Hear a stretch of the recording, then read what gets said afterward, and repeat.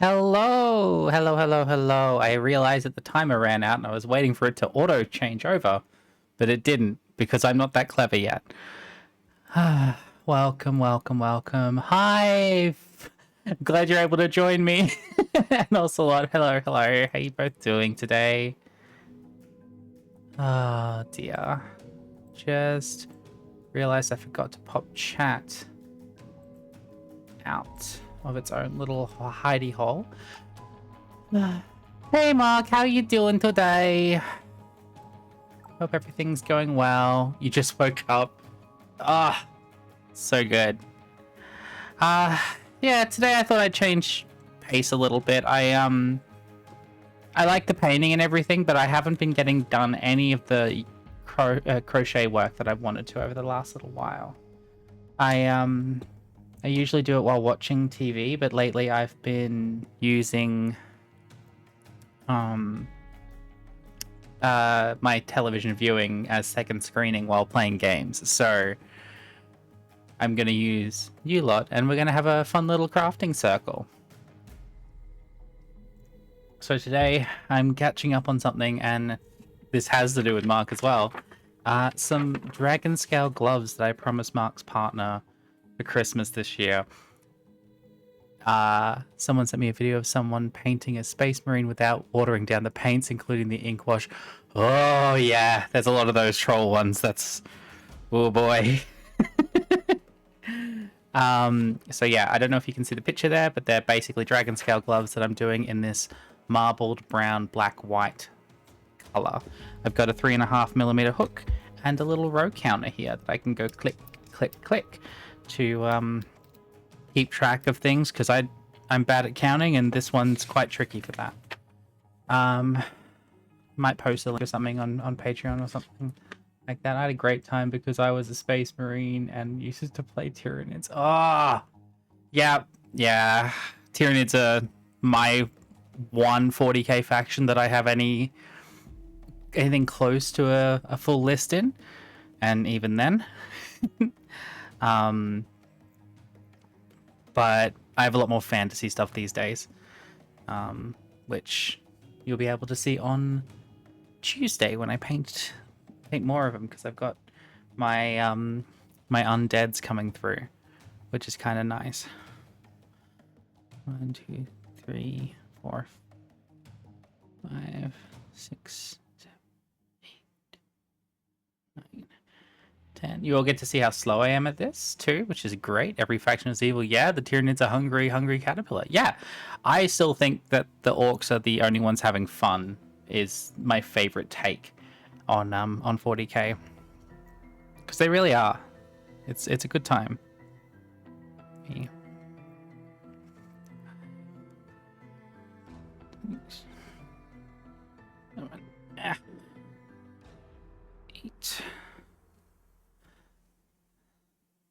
Yeah, exactly.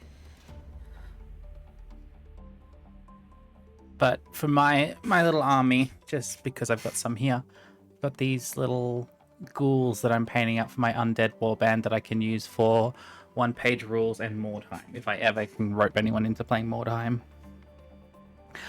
Oh dear. Yeah. I have such a big pile of shame. And I'm getting there, but it just keeps growing. I keep finding cool new deals to do, or 3D printing something cool that I want to paint. And it's just challenging. So that's 30. 1, 2, 3, 5, 6. So yeah, I haven't done a crochet stream before, so if things are confusing, or if you have any questions, or it's boring or anything like that, the goal is just to have a bit of a hangout and a bit of a chat, and I don't know, just have a nice time. Bunch of people being creative together. The goal is kind of to be a body double, you know? Bit of a funny thing like that. I'm gonna throw this. I need to find... I have a yarn box. I'll be 1 second.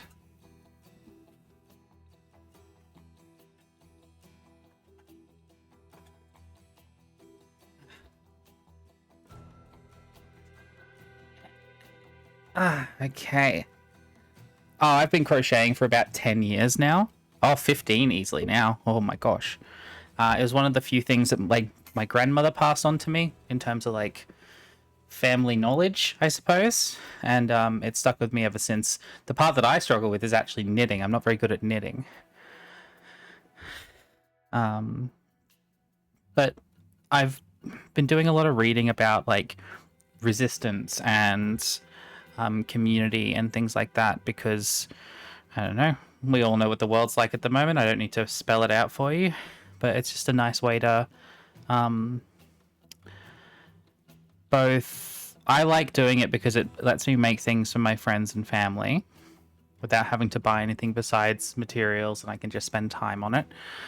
But also, it feels a lot more sustainable because I know what's gone into it. I know it's going to be a quality product because I made it with my own hands, and it's not for a profit margin. So the corners that would normally be cut aren't, unless I wanted to.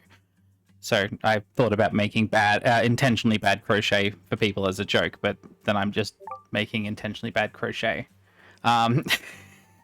Also, just as a side note, if people don't know, you should never buy crochet from a store because it is physically impossible to make it by machine. So everything has to be handmade. So if you go to like H&M or Target or whatever else, and you see something crocheted, that is no way costed correctly. So just be very, very, very careful with that. Because you can do machine knitting and loom knitting and stuff like that, which can be done to make like jumpers and sweaters. And most textiles that we wear are machine knit. Chain 3 double. Oh, you wanted it in the next one. So you end up with, it's going to be crafty show and tell, isn't it? But you can find things like the granny square stuff. That can't be done by machine. So this here I bought from a secondhand store because I wanted a nice background for this that wasn't like, that was visually different to how I do my painting stuff. But if you're knitting and you want to do machine knitting, you end up with something like this, which has a little hook that pulls over as it spins around. And it'll just like output a hat or a sock or something or a sleeve. And that's incredibly quick and quite efficient. But crochet, you've got someone doing what I'm doing here, which is fiddly and time-consuming and actually takes orientation, I think 7 different axes or 9 different axes. I know it was an odd number. So yeah, unless you're buying secondhand, do not buy crochet from a store because it is only done but from exploited workers. Don't know if that's common knowledge. But hey, this is the random shit that I keep in my brain. Also with this, I can look at chat quite easily while I'm doing it. I've been known to take crochet to the cinemas and stuff, and yeah, it's a nice little second screen activity. So I was curious about how well chatting would go. You didn't know? Okay, well I'm glad at least I've given that information to at least one person because it's really important to me. Because you see it all the bloody time, like crocheted tops and like overshirts and stuff for the beach and things like that for people to buy, and it's like $30, which that's like 10 hours in that piece. There's no way that that person is being paid a living wage. Eh.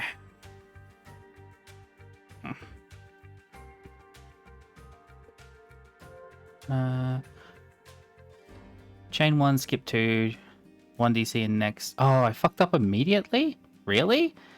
Chain 3, double crochet. Chain 1, skip 2, change 1 DC. Ugh. It's okay. It's better to fuck up here than later down the track. 1 DC, 1, skip 2, 2. Alright. 1, skip 2, and 2. Yeah, sorry if you're also doing crochet at the same time as me in this. or something that requires counting, I'll try and not count aloud if it's annoying. Just let me know. But yeah, it's been nice thinking about getting into this, because I've got a folder sitting on my desk to my right of all the different Christmas gifts I've got lined up for the year. So like I've got this little basic knitted hat, I've got a vest, I've got another beanie. Basically I'm just trying to like make sure I've got something for everyone. And it's weird in Australia to give crochet or knitted gifts for Christmas, because it's, well, A, I don't celebrate Christmas, and B, I think it's celebrated at the wrong time. But most importantly, it's summer. And giving someone a sweater for Christmas in summer is both a little bit weird, but also a little dangerous. Notably, I did at the end of last year a bunch of work to make some knitted and crochet accessories, a jumper and a sweater for my brother and his family, mostly because they were going to Japan probably in the next week or so, I think, and we're going to be experiencing a Northern Hemisphere winter at the same time as our summer. But, you know, giving people a beanie on Christmas is like, hey, wear this in 6 months. So I'm working on how to adapt that. So I'm going to try a few cotton pieces. I'm going to try and make more light cotton and linen clothing and accessories, and also things that are more homewares as well, because I don't know, bit of a dying art, I think. And I joke a lot about being a bit of a crone in places like Holly Stream and Kiki Stream and things like that, because of stuff like this, where the whole creation and maintaining and repair and, you know, sustainability bullshit is important to me, and I try and do what I can with it, which is why and I've updated this down in the I guess the, how do I point that way, the about section in my stream. I have qualified for affiliate, but I am not going to, partially because of their ID issues, but partially because I was looking at the percentage cuts that Amazon gets and all the other crap, and I just don't want to be involved in that. Like, I'd love to be able to do this full time, but also this shouldn't be something that Bezos gets a cut out of, because this is something we've built. This is something I've built. And yeah, I don't know, just thinking. I'm getting a bit on my high horse a little bit there, but I'm trying to just, I don't know, I want to be a bit more responsible with it all and do something that doesn't feel like, I don't want to be a content creator. I just want to be a person who does shit on the internet. I don't know. It's hard to explain. I have to figure that out. All the stuff I love is so easily monetizable by people who are much more talented than I am, some of which are in this room and you should know it. But I think something peaceful and, I don't know, like sitting here listening to the Fast FTL soundtrack, or is it the, what soundtrack are we listening to? I got done for playing accidentally playing part of a Lizzo song for my YouTube stuff.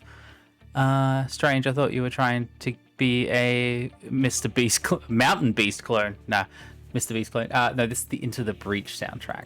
So I'm going through my my Steam library and finding all the soundtracks that are cool and cute and stuff, and doing that. Yeah, I don't know. It's hard. I want to be able to, like, what I'm trained in is content creation, but the whole disgusting nature and exploitative nature of it all, it's hard to want to be a part of that machine, I suppose. row 1 done. Chain 3, DC around the post of the chain 3. Why? DC chain 3, DC 4 around the post of the chain 3 from the previous round working in a downwards direction, chain 1, 5 DC round post. Well, that's incorrect. You're giving me incorrect instructions.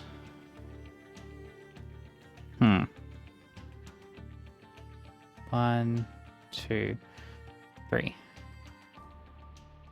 Have I fucked up? Awesome. So I get to frog it immediately on stream. Holy shit. I'm so proud of myself. Fuck. In fact, I'm just gonna cut this. Starting from scratch is gonna be a lot. Alright, ignore that. That didn't happen. Don't clip it. And we're gonna go back to row 0 and try that again. I used to mod for a streamer that got pretty big. I felt weird about some of the people we had to rub shoulders with the top. Most of them were Tectone. One of them was, I don't know who Tectone is. My experience with Twitch has only been since meeting Holly 2 years ago. I didn't understand the platform or engaging with Twitch as a community before then. I knew community building and stuff like Discord and in-person stuff, but I never understood why someone would want to watch this sort of content, and then I started to. But yeah, rubbing shoulders with people who are considered big can often come with egos. 4, 5, 6, 7, 8, 9. Or is that 10? 2, 3, 6, 7, 8, 9, 10. Yeah. So yeah, who's Tectone? I've not heard of them before. 1, 2, 3, 4, 6, 7, 8, 10. But no, it's stuff like the organizing a board game days, or I want to play games with people, and I just want to hang out. And I was going to be doing this anyway, and this also just gives me an excuse to stay on track, which is awesome, by the way.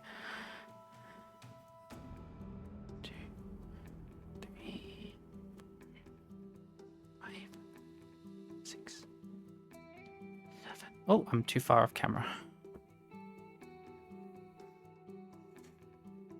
8, 9, 10. So that's 30. 1, 2, 3, 4, 5, 6. Okay. Oh, allow that. A big gotcha streamer turned right-wing Trump guy, but also an absolute creep. Wow. Also, what was the problem with what you said to get stopped? Why was that hidden? That's not okay. I don't think I like that. Let's see. Activity feed. No. Stream info. No. No, creep. I just had to re-allow creep. No, because I've allowed the term. Auto mod queue maybe? No, it'd be mod actions. No. Maybe it is auto mod queue. Yeah, let's just put that up there. I can't see what it was. That's really odd. Oh well, never mind. Luckily, I figured that out as I counted to 36. Hooray for counting. Yeah, if you want to get really annoyed at how bad at math you are, Crochet is a really good option. It has given me a lot of distress for my inability to count to 1, 2, or 3. Again, Mark being my previous DM, I used to do a lot of crochet and knitting during our sessions, and definitely could probably attest to my inability to count. Chain 3, double crochet in the same stitch. Okay, so this should be 1, 2, 3, double crochet into the same stitch.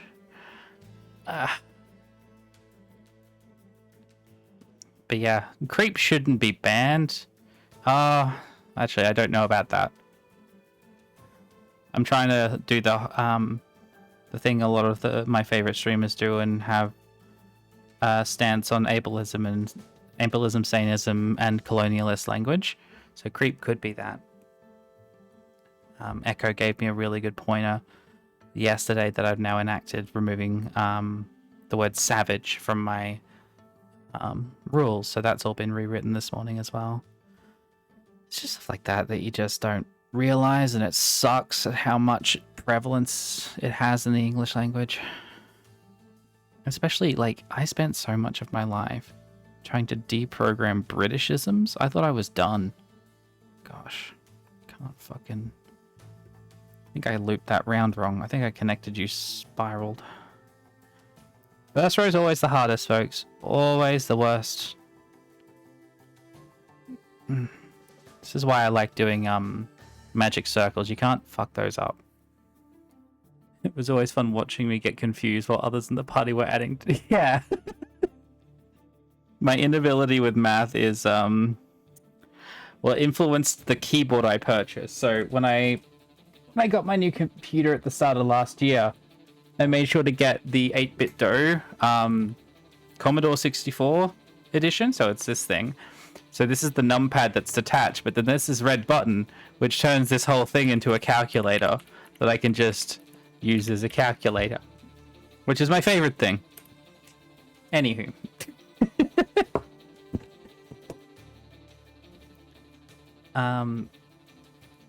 Yeah, it's lovely, honestly, and the matching keyboard is my favorite. But I can't get that out of the way because I had to hide it under my monitor to be able to fit all this on my desk. I need to actually... What I'd really love to do if I get really get far in this is to just build an overhead set. So it's just somewhere I can have that separate to this. So I can go there, put my laptop up, and just talk and stream. I mean, I have the room for it, I just don't have the gear for it yet, but I'll get there. Plus, it means I would have to clean up my painting desk, which at the moment is on the list, but it's something I'm struggling to get to. Because I would love to do stuff like that, and although it probably wouldn't work great for sound, I think sewing would be fun to do on stream. Did I fuck it up again? Why can't I do this? Come here. I wonder if other crochet streamers have this issue. Oh dear. Right. You're straight there, you're straight there. Are you? Markers and beads are good though. That means you're progressing. Honestly, my desk was absolutely atrocious before I decided to start doing overhead streams on stuff like this. And honestly pretty happy at how much it's encouraging me to, you know, keep it tidy. 1, 2, 3. Alright, so this thing's misbehaving, so I'm just going to have to force my ideals upon it. Which, you know, not good in practice day to day, but in this instance we'll be fine. I hope. And fucking did it. Ugh. Chain 1, 1, 2. Right. Hopefully you'll be able to see at least one glove at the end of this stream. I'd really enjoy that. On. So is anyone else working on anything while just using me as a body doubling tool? Because honestly, that's fantastic. Even if I'm just there while you're doing dishes or you're playing games, playing a part of the Gorgon raid going on downstairs. I've had a lot of shouting and a lot of frustrated noises. Painting minis! Awesome! What are you painting, Mark? 1, 2. Trying to finish the same drawing as yesterday. Nice, nice. See, I like that we're getting this weird little creative corner happening. This is fantastic.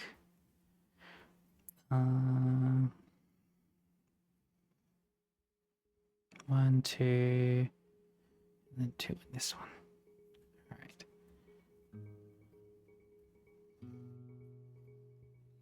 One of the things I really like to do, and I might do this as like a ongoing thing, but when I start a new crochet project, if it calls for a hook size I don't have, I like to get different pretty ones. So my whole collection is just a bunch of different crochet hooks. I don't like matching things. I'm one of those people that prefers if my dining room table has 6 different chairs around it, because I find the eclectic stuff far more interesting than the IKEA style. And I have to wonder if that's partially due to my absolute detesting of both Fight Club and American Psycho.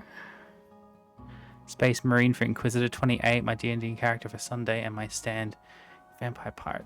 Oh my god, it sounds like you're doing a lot. You're playing Inquisitor? Ugh. I can't wait to kickstart that. Holy shit.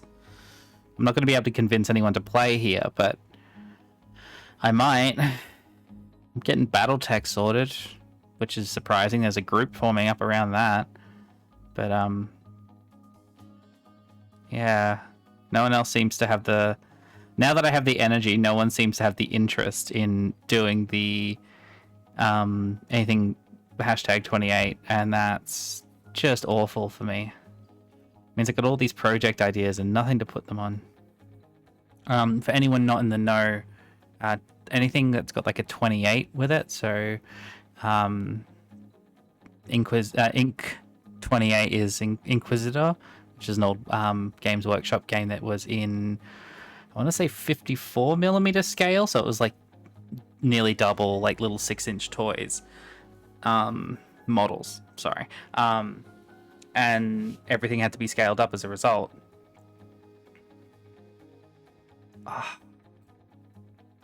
95 Necromunda and Mordheim?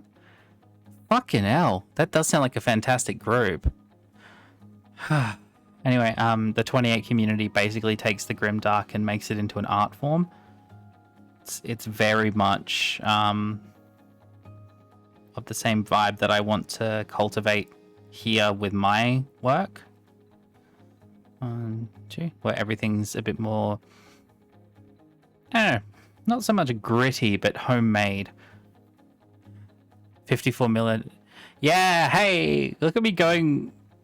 Look at me go remembering that shit. And I'm not talking about Inquisitor. I was confusing it with Necropolis. Because Necropolis is coming out soon, and I really like those little diorama games.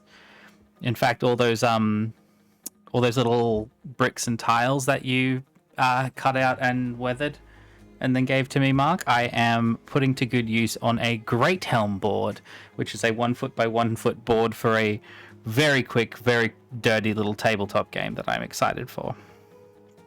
That one I think I'll be able to convince people to play. So yeah, no, that's right. The 28mm thing. Go check out 28 Mag or just really Trent Holbrook stuff on YouTube. I might post a link in oh gosh, on my Patreon probably.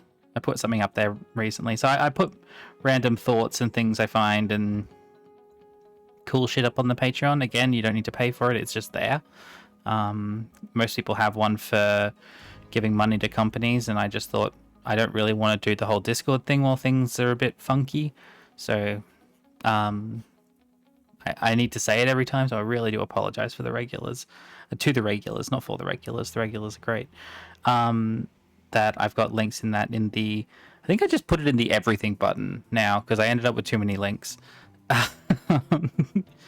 Because I like tracking stuff, so I've got like my backlog games up there, the books I'm reading, and a bunch of other shit. So if you're just curious about my curated collections and my goals, but like what I'm working on, that's probably the best place to go, because this is only a small part of what I want to be doing creatively online.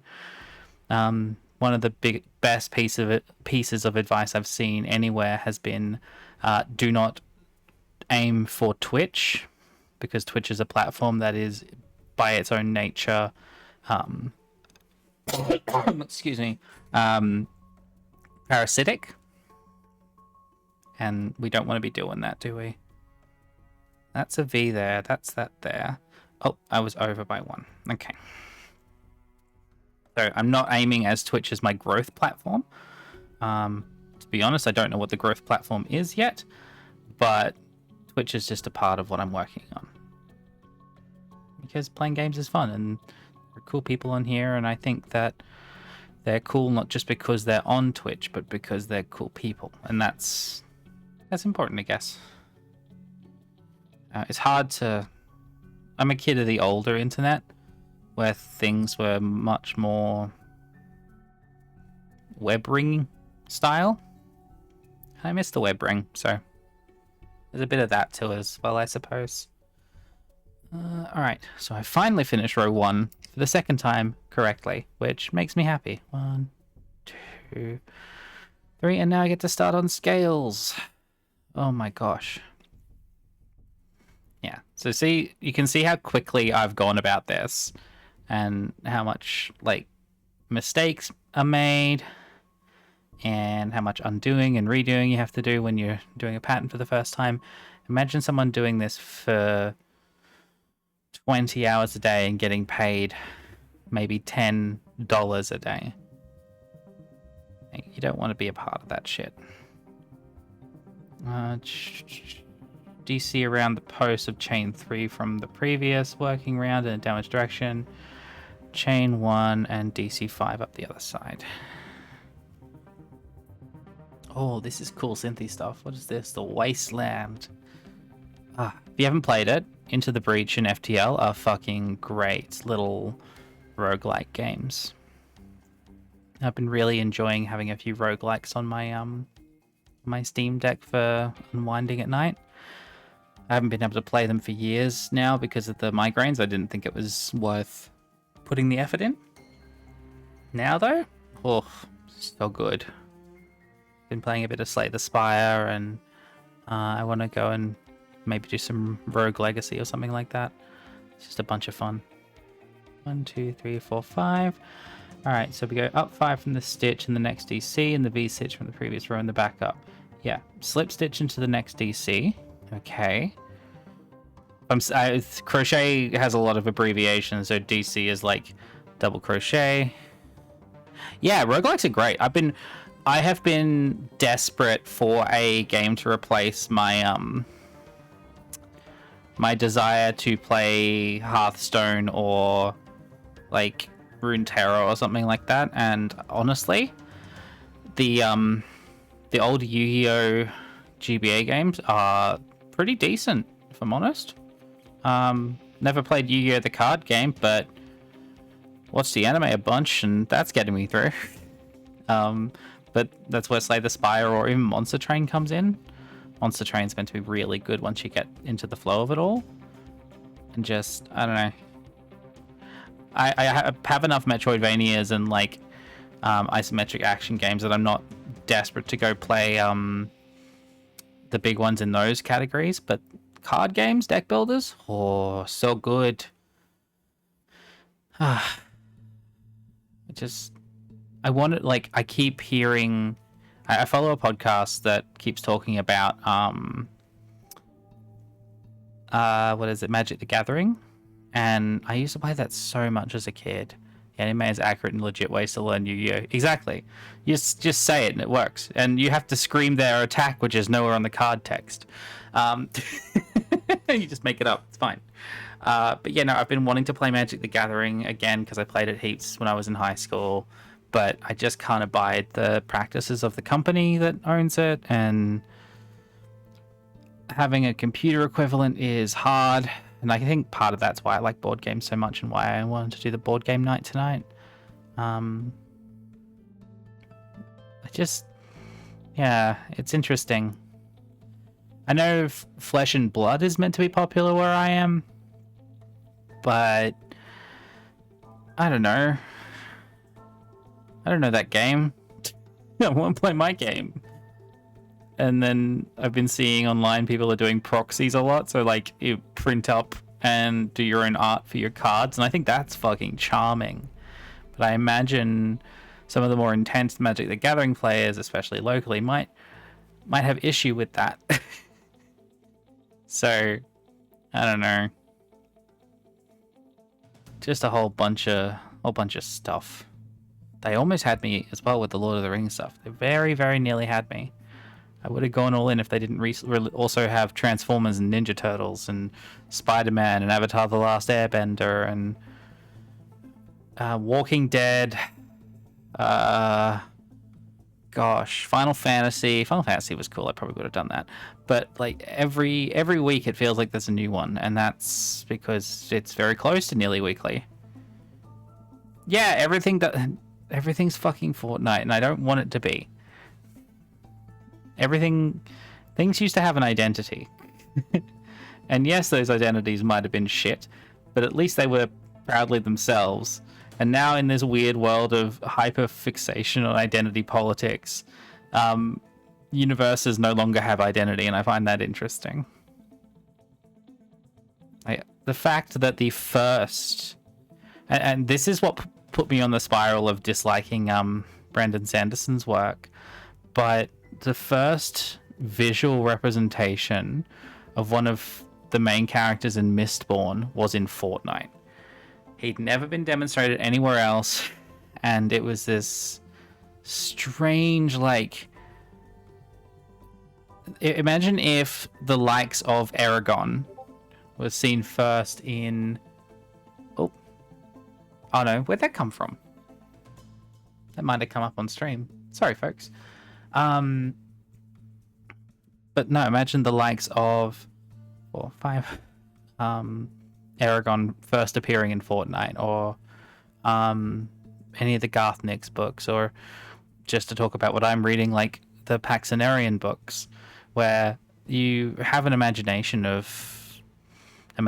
of what this character would look like, and then you have a cartoony character flossing as your first like official representation. Like, I struggle when they miscast characters from books. They can't really get much more miscast than what they did. So, I don't know. Big stand. I don't like Fortnite. Oh dear. Also the whole child gambling thing. But I'm not here for that stuff. I'm here as a critique of media and whatever else the fuck. Right. None of it fucking matters, but it's all so silly. And so power and money hungry. But hey, trying not to think too hard about the negatives today. Today we're thinking about dragon scales being made out of yarn to put on your hand because it gets cold in places. And making drawings and painting minis and hanging out. I hope you all got a nice warm drink or cold drink if it's cold. I've got the dehumidifier on the aircon, and it's just getting colder and colder and colder, and I think we're getting close to winter. Very, very happy and excited by that idea. 1, 2, 3, 4. Now that I've got the rhythm happening, I can do this less without... No, slow down. I can do this with less counting and less needing to check my notes as I go. Which is nice. It's always that first setup that takes forever with yarn work. I wonder if beading is the same, actually. Coffee, make sure.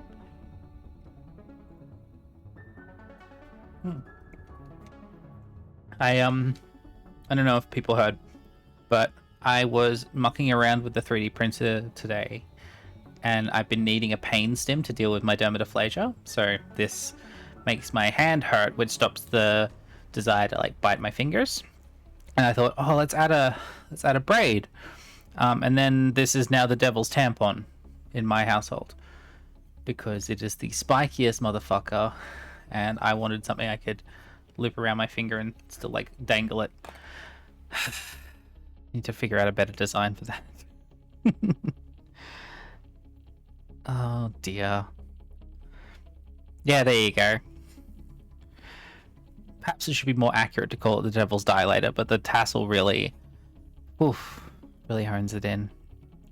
But that was helping a lot today. I have gotten back into my my morning pages as like a creative jump starter, and instead of picking or chewing on my fingers as I was doing it, I managed to just squeeze that instead, and it was great. I got through it and everything was good.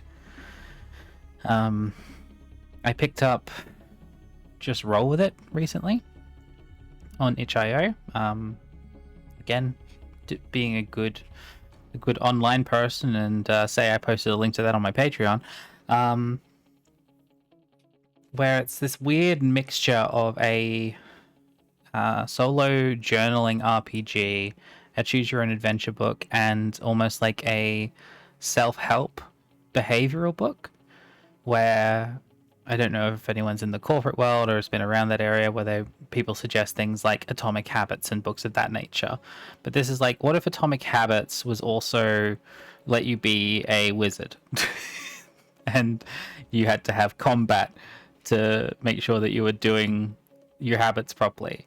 So I started on that today, and let me tell you, it's nicer than I thought. I have the sheets here. So because I got it as a PDF, I've been printing them out. And there's a fucking map. Like, there's maps and character sheets and things like that, and you choose your path as you go and do different things. And it's been really good because it starts off by like, hey, what do you want to work on? What are some habits you can do? All right, so today here are the 3 habits you're going to do. And for me, that's my morning writing. So that's 3 pages of freehand.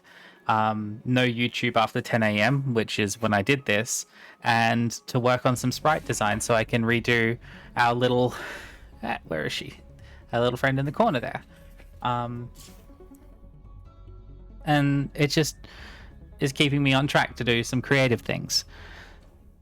But it has things in there like, if you wanted to do fitness as your goal, you can do this. If you wanted to do like public speaking or community management, just simply being a better friend was one of the things I saw. But I'm really happy I got the PDF version rather than the hardback version, because that way I can just print out what I've got and redo it again later if I wanted to. So that's Just Roll With It. Again, link on the Patreon if you want to have a look. We're on to row 3 now. Chain 3, DC and same stitch. Chain 1, DC in the middle. All right. So this is where we go from... Yeah, it's really nice. It's really cool. I'm weirdly excited about it, and I'm just going to tell everyone all the time. Because I was the kid who would always try and show people the shiny rocks, even if they didn't care. And I think that's probably why I evolved into the adult who likes to show people small statues of the undead, and they don't even care. But no, this is the sort of shit that I wanted to rebuild in this whole like post Web 3.0 crap, where we don't curate anything anymore. We're just fed shit in algorithms. And I want to be like, hey, you should check this thing out. I found it because I was really wanting to do some solo dungeon crawling, which is basically playing D&D by yourself, because sometimes you want to play D&D more than other people want to play D&D, or getting a group together is hard because other people have lives and you are a full-time student Twitch streamer, web novel writer, and it's just like, but I want to play now. So I've been doing a few dungeon crawls and things like that in Morkborg in particular, and that's been really fun. But just exploring it, I found that, and I was like, oh shit, I used to really like I used to get a lot out of the kind of, not so much corporate style self-help books, but the academic ones. There'd be advice in there that I'd see, I don't know, like you can go down the self-help and the whole productivity bullshit on YouTube if you want, but I find that stuff that is able to be written cohesively and have other people read and critique and as a person who engages heavily with critique and critical theory and shit like that, it's really hard for me to find stuff that isn't garbage. And I find books have a better track record. Like, those guides and things like that you can find on like how to read, how to write, that sort of thing. One of my favorite books is still one of the worst things I've ever read, which ironically is called How to Read a Book. Actually, I have it on my shelf. I'll go grab it so I can talk to it. God, these really do evolve into Moxie's show and tells, don't they? Let me just finish this V, and I'll go grab it. 1 second.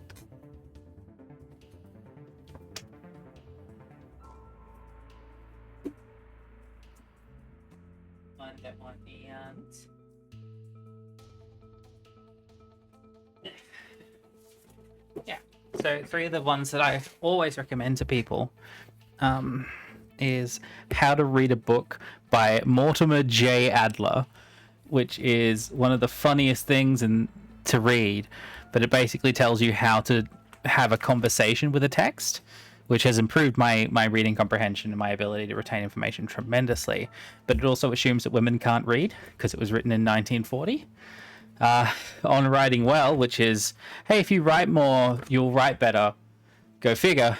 And then getting things done. If you want to make friends in a corporate world, reading this will actually get you pretty far. But most of it boils down to, and the reason I read this, don't fucking use a computer to organize yourself. Just use display folders, which is why everything I have is in folders. So that's the end of my show and tell there. But yeah, no, How to Read a Book is actually a fairly decent read. Do what I did and don't pay for it. I got that one from my local university. Leave a book, take a book, because they were laying off a whole bunch of people. Because our tertiary education sector in Australia is fucking getting minced. But yeah, no, knowledge should be free. If you need help, let me know. Don't condone like piracy, but knowledge itself should be free, which is why most of what I get tends to come from Leave a Book, Take a Books, or from archive.org. Speaking of which, I have some new break screens coming up soon that not today, but next week, that I found a whole bunch of ads from the 1970s and 80s that I'm going to cut together with some, what's it called, public domain crap from Japan, because I think that's really fun. I've even considered doing a video of my sorry, I'm going to have to just quickly plug in the overhead light that I forgot to plug in. There we go. Shit was getting dim. But yeah, no, I think just going public domain stuff's a lot easier. Let's safer too. And they have all the X-Files on archive.org, which I find really interesting. Like the OG X-Files. So if you want to watch that sort of stuff, it's there too. Or what did I find there the other day? There's a VHS archive collection that I was pouring through last night, and in it there's just the entire VHS rip of Treasure Planet. So I watched a bit of Treasure Planet last night with the ads in, and that was great. Something about those ads are really nostalgic for me. But I obviously won't include products of things that actually still exist, because I don't want to... Oh no, that was not meant to be 2. Distracted. Yeah, I don't want to like give free advertisement to people on a separate thing, but you know, silly ads of dog food that doesn't exist with a talking dog that they play forwards and backwards to make him dance. Well, that's fun. It's a great time. 1, 2, 3, and now we're on to row 4. So this thing alternates in what seems to be 2 rows. One that's like a skeleton, these little like V shapes, and then you also get the big like scales, which is kind of fun. So I just finished the skeleton, and now moving on to a scale. 1, 2, 3. 4 and 5. Oh. Gosh, I've missed crocheting. This is so nice. I do appreciate you all listening to me ramble too. That's also quite kind.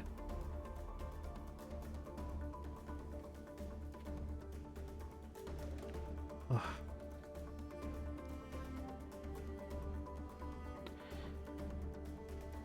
Ah!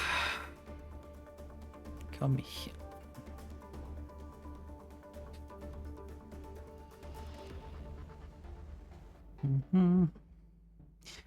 Been thinking, might be worth doing more artsy stuff just in general.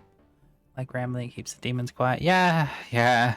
Stream of consciousness is really, really interesting. I am typically not or at least I don't believe that I am typically a very chatty person. I can get chatty when I'm having a good time with people, but the idea, if you propose to me the idea of me sitting in my room, my computer room, and talking to myself for 3 hours a day, 4 days a week, while I did various things, it sounds like an absolute nightmare. But it's amazing how easy it is to just talk while your hands are busy or you've got something kind of vaguely entertaining. I'll eventually run out of entertaining or interesting things to say, but sometimes the peacefulness is alright. And hopefully the music's not too terrible or distracting. Oh. And plus, you get to see the trash bag and the raccoon, which to me is honestly the selling point, not the voice behind it. Kiki, hello, how you do? Who did you find? Me? I think you're already following me, were you not?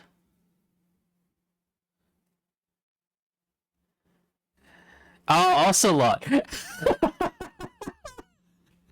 Ocelot's drawing. This is why I like Twitch. How many chats did you go to find her? That's really funny. How you doing, Kiki? How's Gorgon treating you?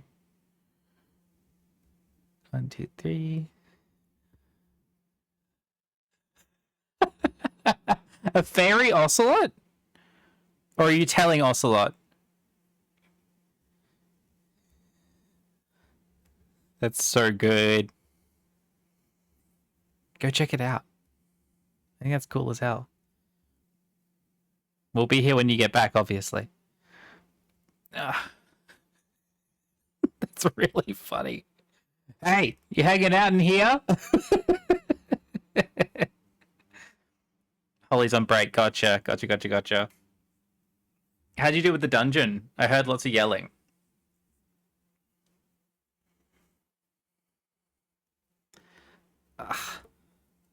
I'm making a glove that's dragon scale style. It sounded rough. Gosh, I think the aircon's too heavy in here. I'm just gonna boop it off. There we go. But we got her fairy. Oh, that's so good. I bet she's really happy. Oh, that's awesome. Well, I know what she's going to be doing all night tonight. Well, after she sleeps, because I bet she's absolutely fucked. 3, 4. We had really bad sleeps last night. Coon said she was going to crochet, and I eventually want to crochet Blahai. Yeah. We can do crafty stuff and gamey stuff. They're two separate things. It's also a really good way to make sure I do not compete with my partner. Only cooperate and support. But sometimes, I don't know. There's a reason knitting circles exist, you know? We all gossip and make things and scream and I don't know. I would eventually like to make my own backdrop for this. I think this is a really cute way to do it. It looks like it's on my lap. Gosh darn it. 1, 2, 3, 4, and 5. Yeah. I like the wholesomeness of this as well. I'd be happy to do some tutorials if that's JO sesh. JO sesh. JO. I don't know what Joe Crystal seshes are. Or is it just JO? Did the music stop? You bastard. You just played the album once? Artist. We're gonna go equip.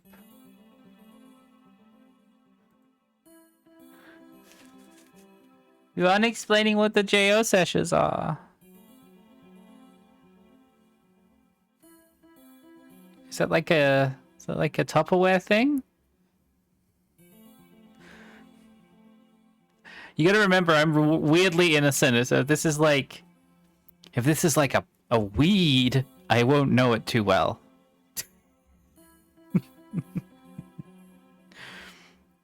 1, 2, 3. Okay, all right. I won't look it up. But if it's if that's what the session is, I hope at least mine is a little more, you know, entertaining and ethically neutral. All right. I am gonna finish this scale, and then we're going to take a quick 5-minute break because I need to top up my coffee and take my dishes from lunch downstairs because our rice cooker betrayed me a little, and instead of taking 10 minutes to cook rice for lunch, it took nearly 30. So I was eating while the timer ran out when I started this, and things kind of went to shit from there. But hey, 1, 2, 3, 4, and 5. So I'm gonna go grab a cookie, top up my coffee, and I'll be back in a moment. Make sure you have a stretch, and if you feel interested, click the everything link. There'll always be something fun and interesting there. I'll be back pretty soon. Please look after yourselves. Bye bye.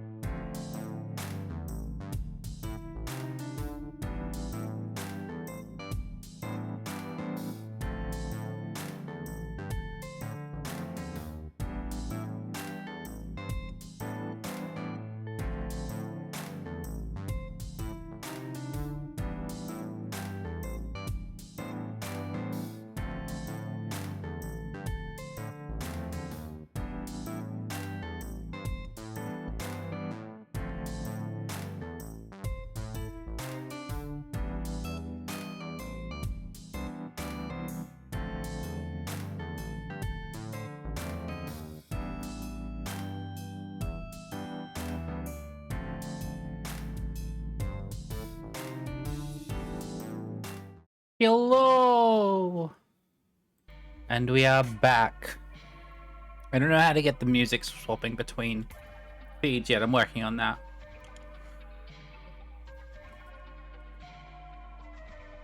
But that's okay.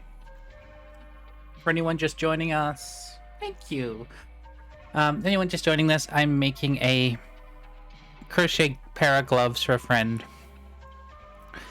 that are very much dragon themed, because dragons are cool. That's the official stance of the channel, the trash pile, and everything else in between. Dragons are cool and should be respected. 1, 2, 3, 4, 5. I've been rereading Robin Hobb at the moment. I've been reading Robin Hobb for the first time at the moment. And I'm finally up to the point where some of her book series are starting to interact with one another, and oh my gosh, it's good. If you haven't read her work before, she can be a little controversial. Nowhere near as bad as that horrible British woman in the castle, but the books are so well done, and it's decent fantasy. Gosh, I've been enjoying fantasy again. Probably something to do with all the sci-fi I'm doing for research, but it's a good time. It's a really good time. Oh. Gosh, maybe I should make myself a pair of dragon gloves. It is getting cold soon. I've also got, Did I fuck up? I did fuck up. Oh, you silly bitch. How am I meant to fix that? There might be a way. Can I... Let's try this. Let's just try this. I could probably... So what I've done is I put one post here when there's meant to be two. You can't see it, but I'm gonna slip stitch there. Do another post into it.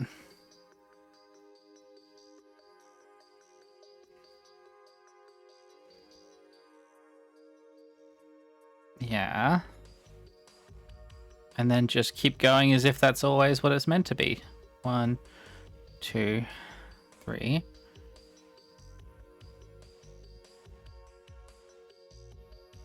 And this is why I like crochet. Because if it was knitting, I'd have to undo all the work I'd just done. Which is a bad time for everyone involved. But mostly me. So this would be number 4. Yeah, and then I can just make sure when I go around to stick those two together. Yeah. 1, 2, 3, 4, 5.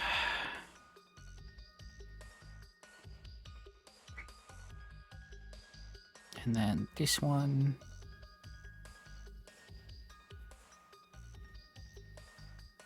And there. Come on. We did this together already. You help me out, I help you out. Yeah? Yeah, there we go. 1, 2. See, part of crocheting is making bargains with the actual product itself. And then it works. 3, 4, and 5.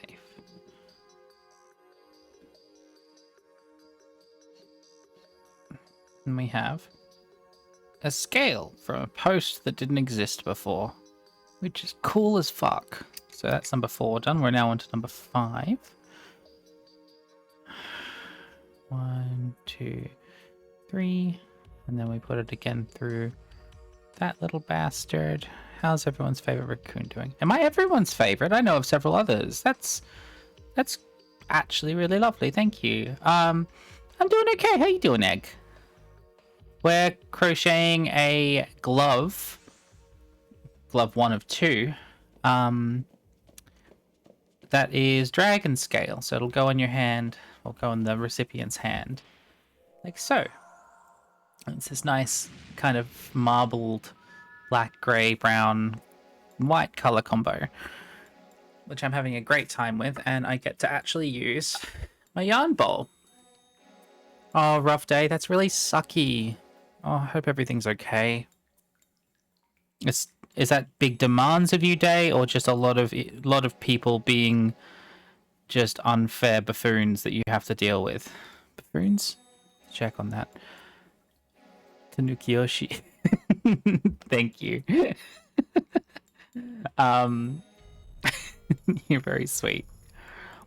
One, yeah. We're here if you need to vent, or if you need a group of people to collectively, oh, that sucks.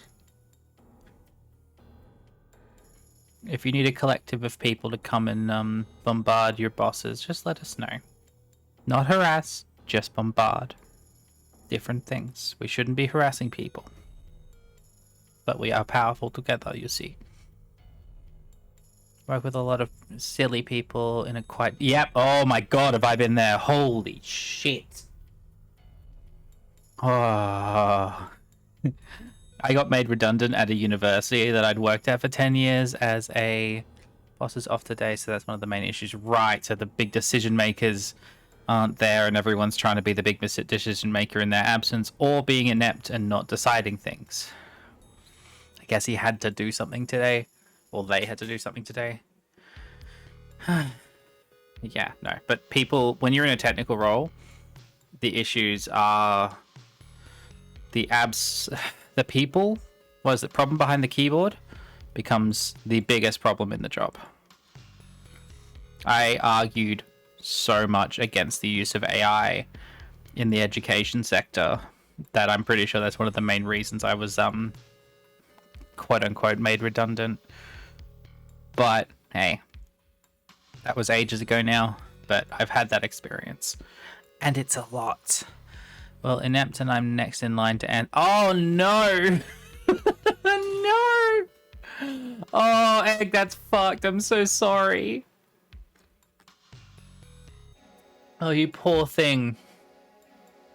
I hope you're getting at least... I hope this break is... No, hang on. Let's start that again. I'm hoping you got a break, because that sounds awful. I would be hiding right now if I were you. Which you might be doing, who knows? But no, you're not alone in those feelings. That's fucked. And that's all fine, but I'm only supposed to be doing electrical questions, but get any... Yeah, okay. Yeah, and I'm guessing... So sorry, I'm glad that I'm out of that. Yeah, that was my first thought too, Mark. Just... Oh, shit. Oh, gosh. I think I understand why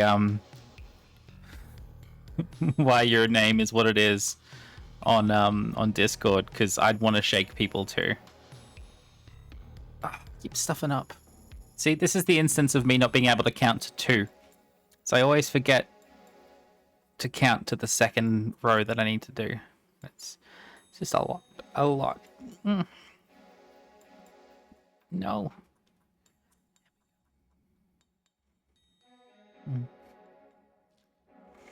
Well, we're glad you're here, Egg, and we're not going to ask anything of you, especially not electrical questions.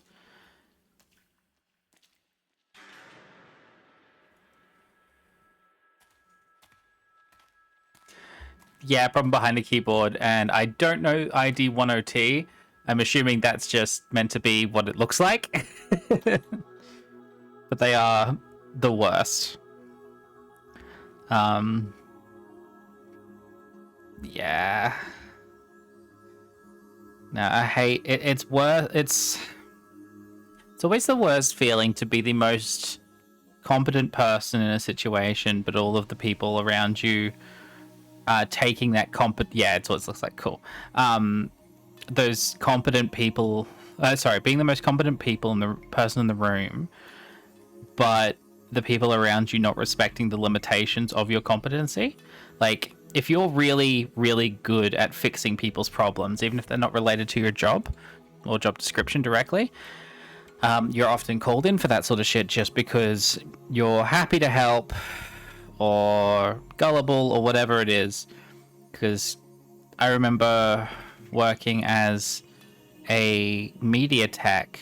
My job was looking after cameras and data management for big editing files and stuff like that.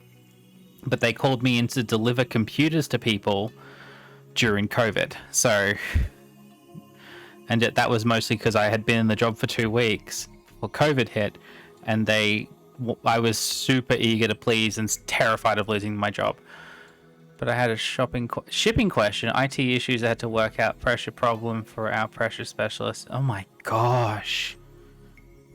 Is this what your boss normally deals with? Because that sounds like... I don't know, personally it sounds like you need to be paid more for what you're doing right now. Are you at least having a day where you're stepping into that person's role and getting paid extra for today? Backfill, that's what it is. You're getting paid backfill. Because you should be. 1, 2, 3, 4, 5. And boom.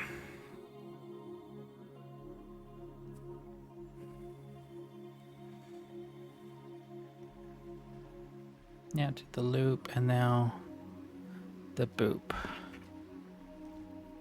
We're on to row 6. Row 6 at 12. So our goal is to get... We've got... What is this? 2 rows of crocodile stitch, which is what this is called. These scales. We're aiming for 6, and then we do the actual body of the glove. Oh. And if you're not getting paid backfill, that's a union question, because that's fucked. If you're having a day like that, ugh. And a Friday too? Oh my gosh. You're in IT. They took a Friday off.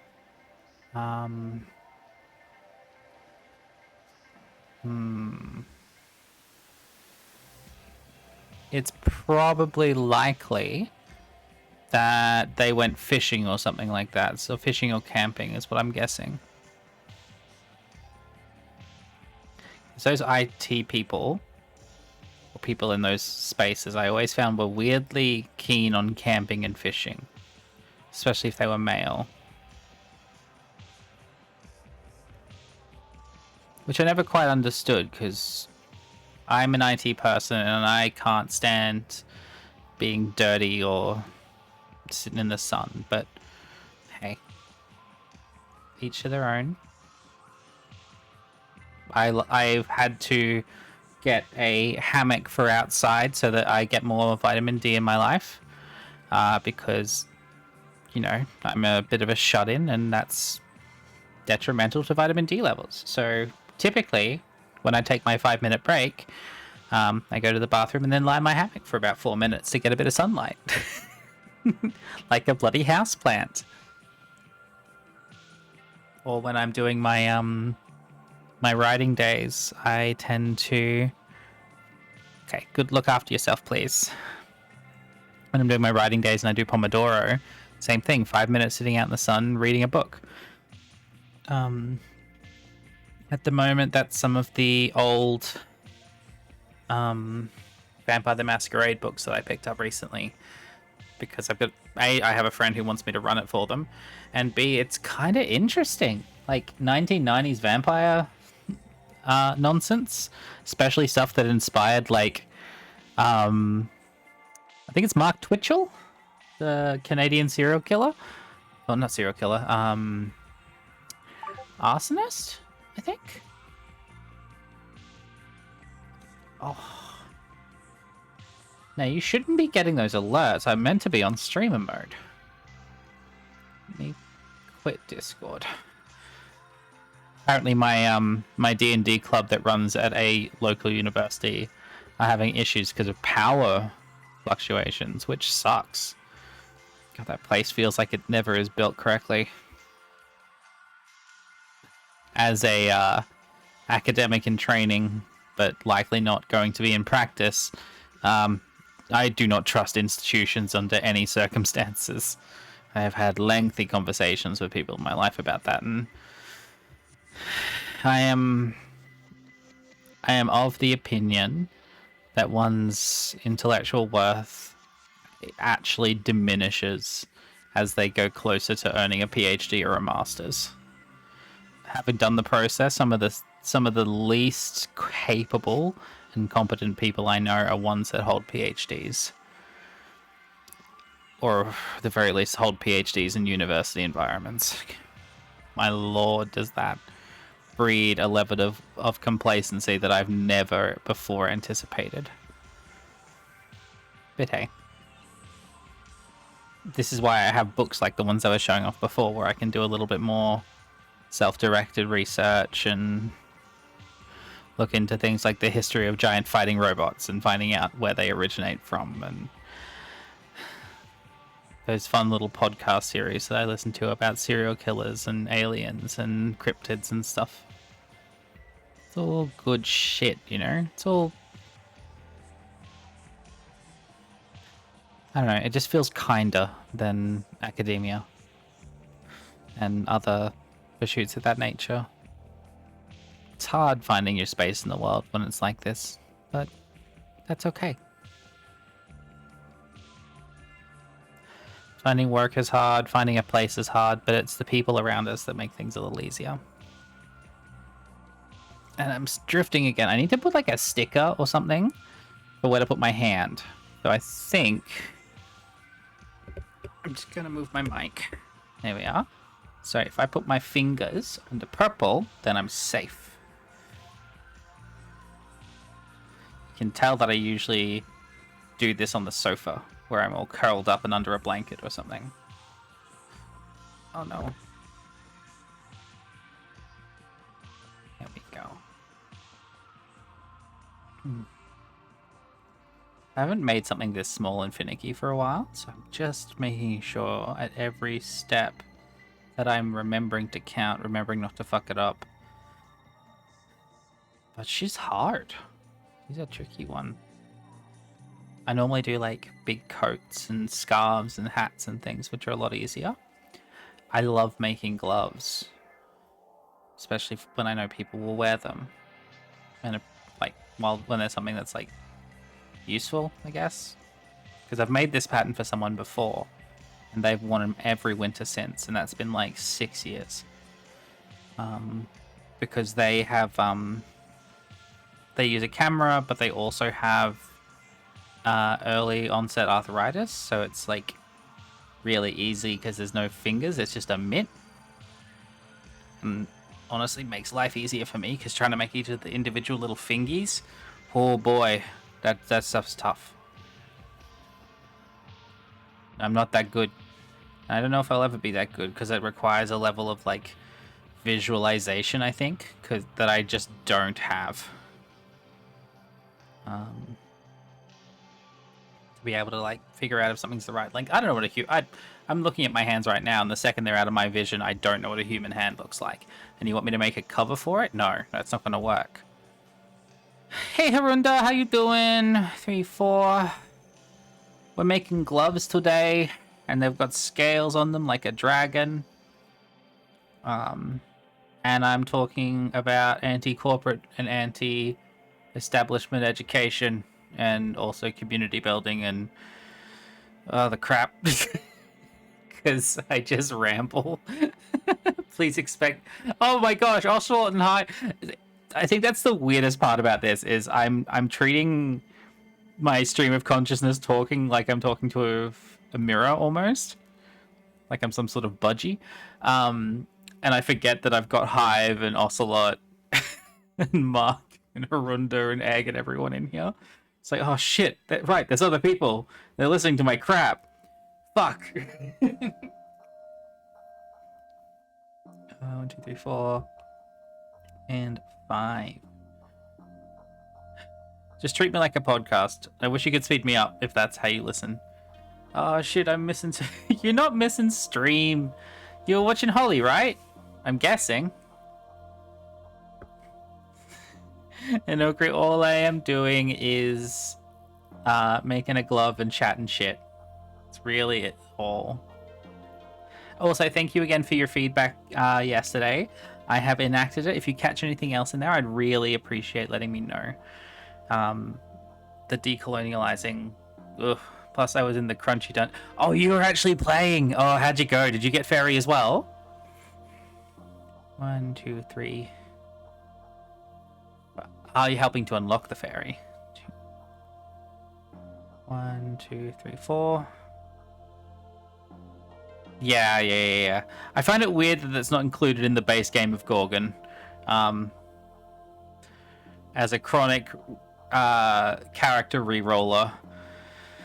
It's stuck in my craw a little bit. Is that how I use that? I don't know the idiom. It made me think for a second about continuing to play the game.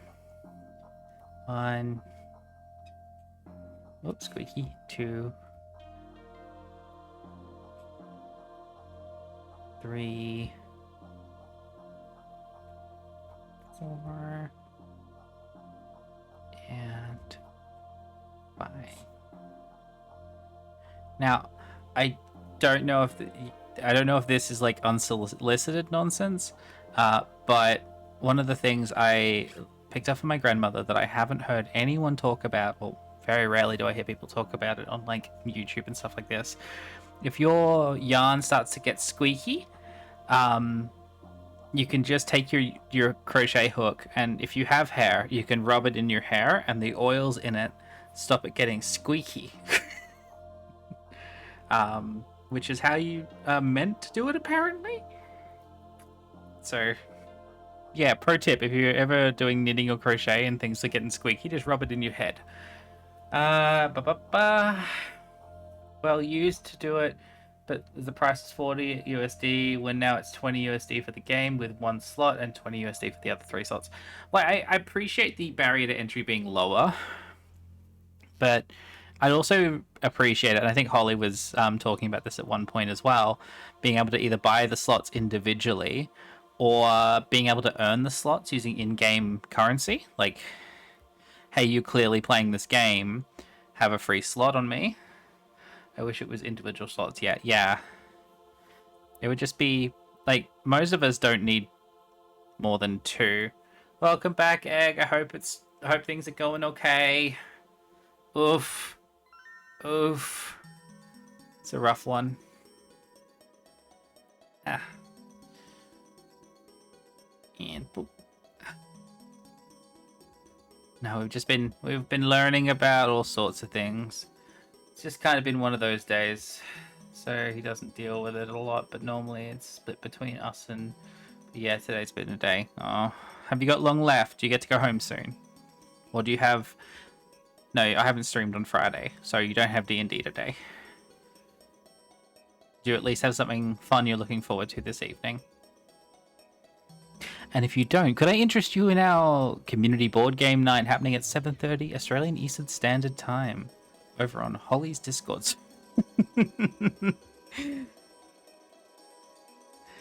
No, but in all seriousness, I hope you get some self-care time, because, God, you deserve it. Ugh. Oh, you are signed up? Oh, shit. Well, here I am playing. Do you do any other fiber crafts or just crochet? I do crochet, knitting, and... To look at a card to buy tonight. Oh my gosh. I do crochet, I do knitting, and I do a little bit of sewing as well, but mostly in the form of repair and sashiko, the Japanese weave stitching. Mark in chat actually made me a sashiko thimble for it, and I've been using it to fix some of my clothes over time, because I think it's over a year now that I haven't bought any clothes, which is just amazing. Certainly not new clothes. I think I bought a sweater and a singlet blouse from one of the local op shops. Oh, hiccups. But no, I'm trying really hard to repair or make all my outfits these days. Being a girl's expensive, and I fucking hate it. What about you, Nokri? Do you do any crafts? Nope. Yeah, mending's fantastic. I got some really just gaudy fat quarters from Spotlight, our local craft supply store, and I've got a pair of overalls that I'm in the middle of fixing with kids' pajama patterns of cassette tapes, and it's just the best. Knitting's awesome. Basic sewing repairs, and it's harder these days. Yeah? Just finding the time or energy, because I know you have some chronic conditions too, and it can get really hard to pull everything out and pack it all away. A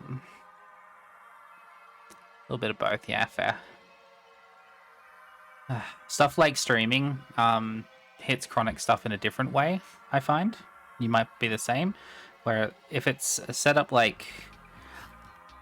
because my stuff is typically, it's fatigue derived from migraines, and migraines triggered by weather events, and now I'm on experimental beta blockers to curb the migraines. They've reduced, but my body still reacts in the same way in a fatigue state. So yeah, so I struggle with computer stuff for longer times because the screen can fuck me up a little bit. So stuff like this overhead setup, I can go at this longer without noticing my tired. But I'm getting better with the computer stuff. This is why my streams are only 3 hours typically, because I'm just trying to rebuild or figure out my eye strain and hand muscle strain. Yes, absolutely. But no, I'm trying to rebuild my endurance and stuff because I've never been someone who can focus for a long period of time. But yapping on stream weirdly helps. Or watching something. Like, if I wasn't talking to all you wonderful folks, I'd probably be watching Stargate while doing this. Or honestly, I'd likely be having a nap because my sleep being biphasic at this point, I'm basically asleep for 4 hours, awake for however long 7 a.m. till 3 p.m. is. What's that? 3, 7, 3, 3, 5, 8 hours. So yeah, down for 4, up for 8, down for 4, up for 8, 16, 17, 18, 19. It works out in there somewhere. Caves of yeah, and the controls are different. They are. So when I was playing it, I found that the controls were fucking me up more than anything else. But I also really enjoy, because it feels like, I don't know. I was playing it a little bit. I refunded it because I'm not in the headspace to be able to play something like that right now. So I'm going to try and pick it up again when it's on sale. But I found it was like trying to play Vim as a video game. And that was really fun for me, and I don't really know why. Crocodile Stitch. So what are we at? 1, 2, 3. 1, 2, 3. So I'm up to round 7. Click. Oh, I also added in the panels below the chat the ability to change your avatars, I think. It should work at least, but I haven't tested it, so I'm just going to quickly load that up and see if that's working. So if anyone could test that for me, that'd be amazing. Configure, make sure that that's running. Maybe? No, that's just giving me a browser link to the game. Sorry. I shouldn't apologize. I'm trying to do something for everyone. Channel. Boop, boop. Nope. So just a behind the curtain thing, I run primarily on my desktop in front of me. That's like the output, but my control setup runs on my laptop, which I have off to the side. You'll get your avatar soon. Waiting for your avatar. Oh, right, because I blocked myself, so I don't appear in here anymore. So if anyone can access their stream avatars, let me know. Or if you can't, yes! Yes! Awesome, thank you. Thank you for checking. Okay, it takes some time. Yeah, I'm not running a delay anymore, so the new computer doesn't need to run it at a delay, but it might be a bit funky.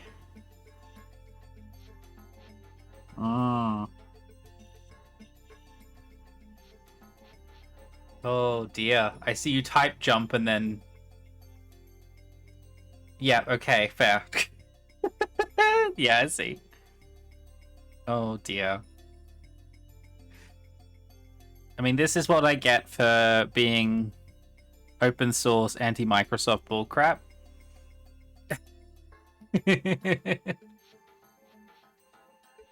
Oh well. At least you're a bunch of ratties now having jumps and can change your colors and stuff. Oh dear. I want to try and figure out a game to run during the break screen, or a way for when I'm on break for something to trigger with the rats or stream avatars or whatever, but we'll have a look. It's just finding the time to do that is a bit of a challenge, between writing thesis in the mornings, basically passing out straight after this, and then spending the evenings writing fiction. Trying to find the time to put a bit more effort into the stream thing is going to be interesting.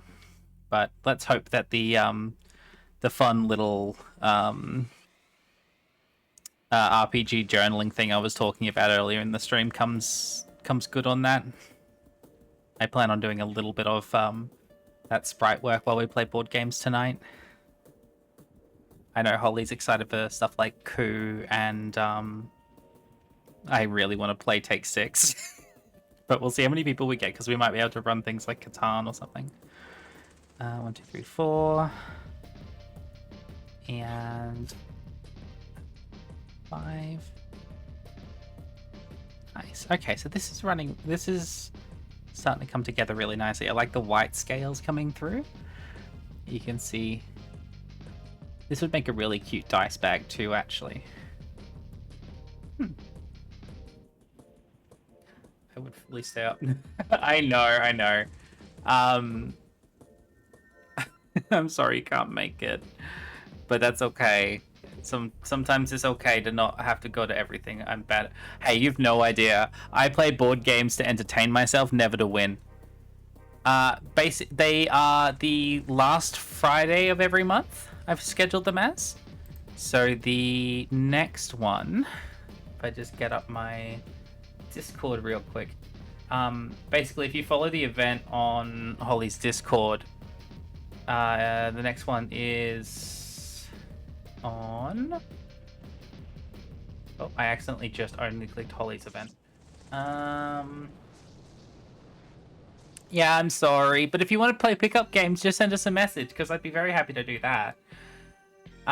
Next one will be on the 27th of March. Yeah, a whole month, I'm sorry. But add me on Board Game Arena, I'm super down to play. Even if it's like, they do like play by post, where it's like 2 moves a day, and you can play the same game of like Carcassonne over the span of a month. Which I found really fun for when I was riding and bored out of my skull and wanting just a little bit of entertainment, rather, while also practicing games that I like. Like, my board game collection's wild, and thanks to Mark and his 3D printer he got me, or gave me, I've been slowly doing 3D print inserts, so things are feeling a little more premium these days, and it's making me very much want to play them more. Like, you should see the Carcassonne inserts I printed. Holy shit, those things are great. Yeah, 1, 2, 3, 4. And 5. And I'm also really trying to get Holly into board games because they're one of my favorite things in the world. But she's far more a video gamer than I. And I don't know, being able to sit down and play. I've got her into Hive, which is like this bug chess sort of game where the whole point is to surround your opponent's queen bee. And it's just this really simple, strategic little tile game. But I love it because you can put them... You can play it anywhere because it doesn't need a board. So you just put your tiles down in this little hexagon pattern, and you have to put your tile down touching another.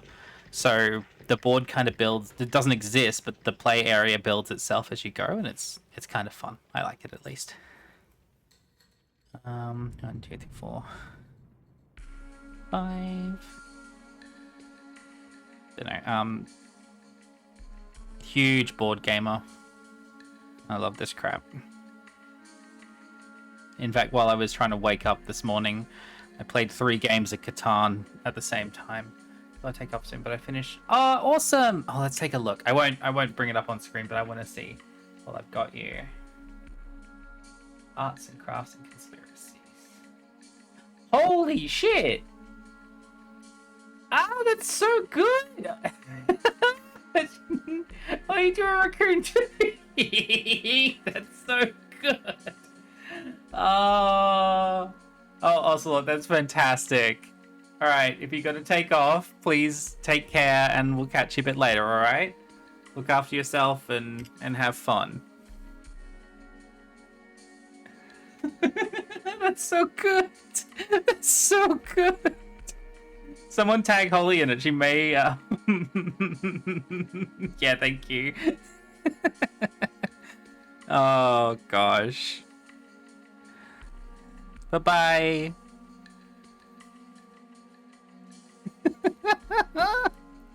She won't see it just yet, but if anyone's in her chat as well, go yell at her, because that's awesome. I should probably put a link to Holly's Discord in my everything button. 1, 2, 3, 4. See, this is what I wanted out of this like co-crafting stream sort of thing, is to be able to give people an excuse to work on stuff. Good. Oh dear. Oh no, you gotta. Okay. Oh, that's made my day. That's so good. Okay, yeah. What's the new paleontology thing? Holy stream end. Oh, thank you, Kiki. I hope she went to bed.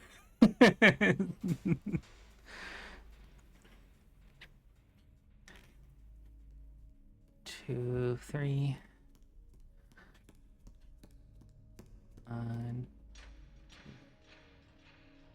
Yeah, cool. I have my door shut, so I don't know what she's doing. She might sneak in, but I'm not facing away from the door this time, so she won't be able to sneak up on me. Ha ha.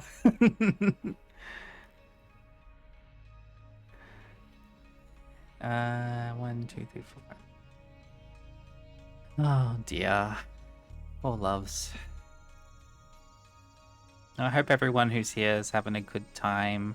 I don't really know who's been lurking, like Kiki. I don't know if I've seen you yet before. No, you did. You came in to yell at Ocelot. Anyway, I hope you had a good time raiding, and I hope you got Fairy as well, because Christ, it sounds like you all deserve that.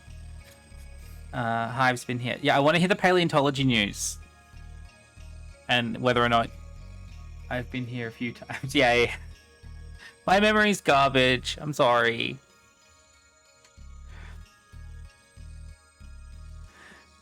Yeah, everyone got crunched down to fairy size. Awesome. Makes me happy to hear. 1, 2, 3, 4. Forcibly with hammers. Yeah, that's how you do it, right? That's how you make a new fairy.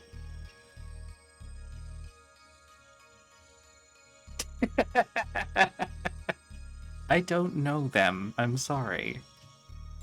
I'm unfamiliar with that. Hello. Huh? You're sneaking this time. No, I already said that. She's being off mic today. You got a baby. Yeah, he's got no bones. He was snoring downstairs. Good. I'm gonna head to bed. Yeah, I was worried how you were gonna go. I don't know how I'm still going, if I'm honest. I hit a wall. I thought I'd be able to pull through to the end, but I hit a wall and the whole head just went. Ugh. All right, go lie down. Did you see the thing Ocelot posted? Yeah. Yes. Ocelot was doing it in my chat and just like, hey, I finished it. Yeah. Yeah, no, you got your first piece of fan art now. I know my first piece, but it's Is it? It's definitely the most high effort. Oh, it's amazing. I think she's an amazing artist. Alrighty. All right. Love you, honey. Bye, everybody. Ollie says bye if you didn't hear. All right, paleontologist and OF creator, OnlyFans creator, spreading paleontology-related misinformation on her OnlyFans account under the guise of a science outreach, is lashing out at everyone who is criticizing her for spreading misinformation, including making a vague post video intimating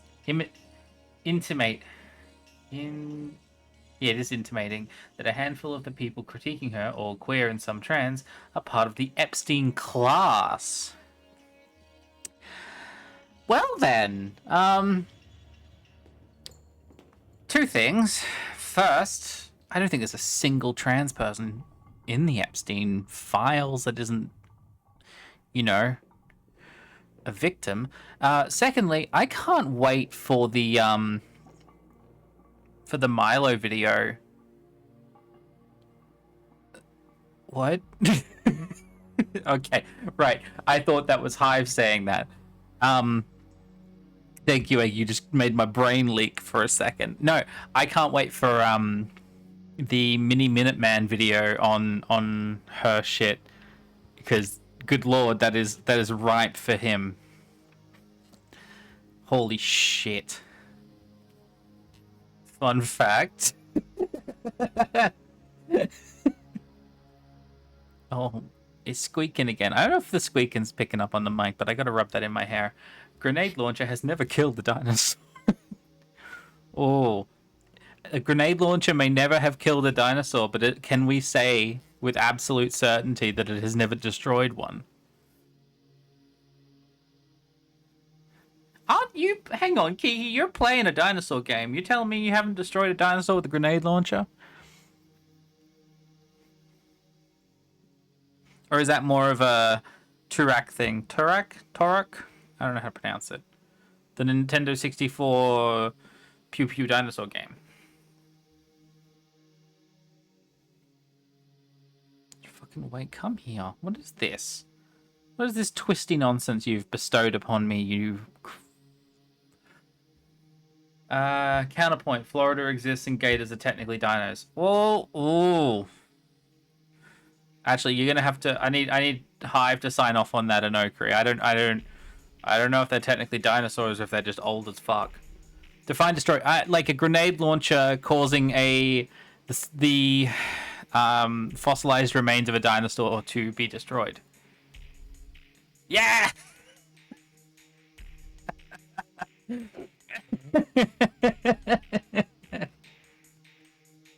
Oh dear.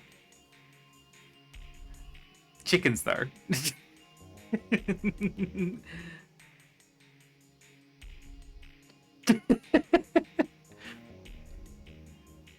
If chickens are T-Rexes, then I'm sure someone shot a chicken with a grenade launcher. It'd be a waste of a grenade launcher, but I'm sure someone's done it. Also, the way I'm saying that makes it sound like they just huck a grenade launcher at it, which I'm also here for.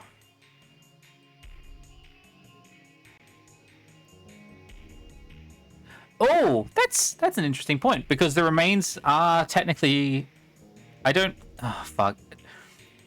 We're just going to make Hive a lot more irate, but I'm fairly confident that fossilized remains would probably not count as the dinosaur, as they are simply an imprint of where the bones once were, filled in by rock and other minerals.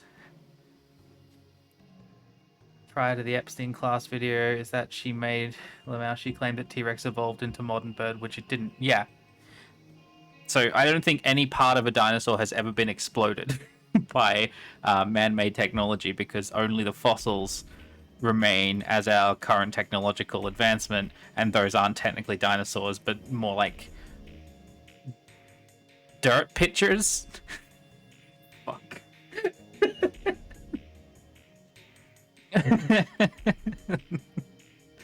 I shouldn't be allowed in a museum.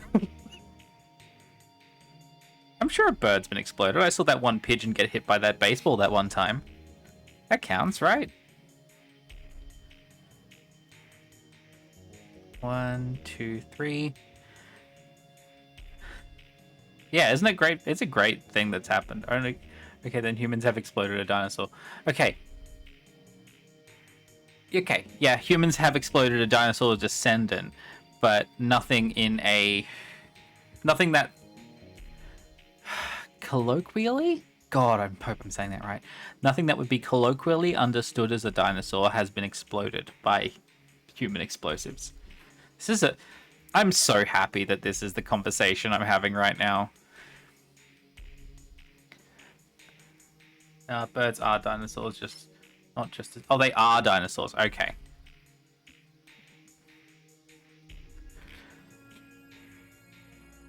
Well, then I'm happy for the birds being dinosaurs. And now it makes me just want to be friends with crows more and more each day. 1, 2, 3, 4, and 5. Now, I got distracted, and I have no idea what row I'm up to right now. I just kind of went into a bit of a fugue state and kept making glove. Where am I? 4. Okay, which is 1, 2, 3, 4. So I'm up to row 9. Birds are dinosaurs. Yep, cool. 1, 2, 3, and I'm gonna go in here. Boop boop. Oh, look at all my ratties. I love my little ratties. Look at you all. You're so good. Such good little ratties.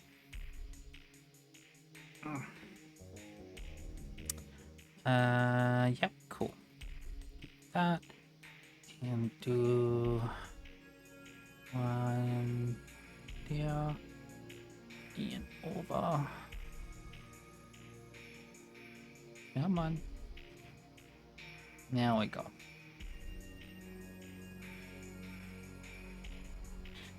I hope everyone's doing okay. I'm gonna have my break in once we see the... Actually, you know what? I think my break timer should just always be whenever we see the Ko-fi bot, I run away. Because I'm scared of money. And I've set that up for the 60-minute increments, so I make sure I stick around to the three Ko-fi screams. What are the other things I've been doing? I've been trying my hand at learning the... Oh, yeah, you might have seen a short video of someone talking about how it's silly for a museum to have a display that displays the branches of Dinosauria, then talking about which ones were extinct when they're all extinct, only for them to pan across to Maniraptora to see why they weren't extinct yet. They're not extinct yet because birds are part of Maniraptoria. So we should... No, we're not going to end stream early. No.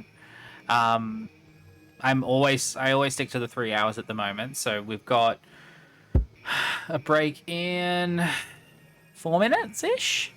And then I'll come back and we're going to keep going. Because I want to see most of you through to the normal finish time. I am EP as all hell, but I have a ace up my sleeve in the form of Flying Power Pine Lime, fresh from Aldi. And you know, I think ripping and sipping soon is not a bad idea because I've still got coffee. I've got a pile of pile of jelly beans, which have been helping tremendously. I've been having the jelly beans sublingually because my brain thinks, oh shit, there's a thing in your mouth, better stick it under your tongue, because that's just the trans experience. Oh, almost forgot the second spike again. But yeah, no, it's we're not finishing up early. We're just gonna see it through to the normal time. I just I'm not yet at the point where I can do 4-hour streams. I will get there, but I'm just not there yet. And crafting streams, I worry that I run out of things to talk about, but then I can just keep going again 5 minutes later. So that one's more of a confidence issue thing. And if it really devolves into it, I can always just do a show and tell of all the cool shit in my room. Like I would if I had a toddler come over and I was also myself a toddler. Unfortunately, most of my action figures cost significantly more than what a toddler would be given, but my maturity levels are somewhat similar. And if you hear little clinks, it's because I keep banging my watch on the gooseneck of my microphone. I really need to get myself a boom arm eventually, but that's just something for later. Bunch of stuff for later still. I want to try and make sure that most of what I do is upgraded either through donations or made stuff. Because I think it's, I don't know, it's interesting as an experiment to see what one can do with a stream, with a method of creation and creating online, where the community is as involved as the creator. Hence doing things like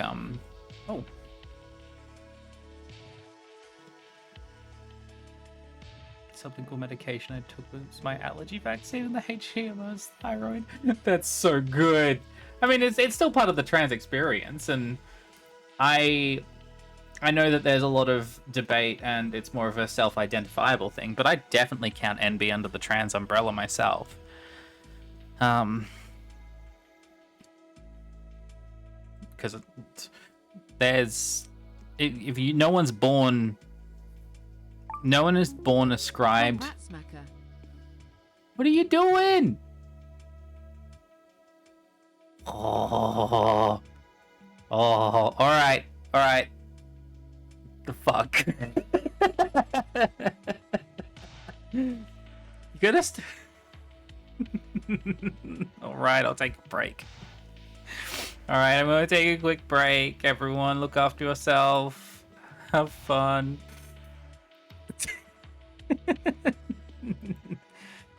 You're adorable.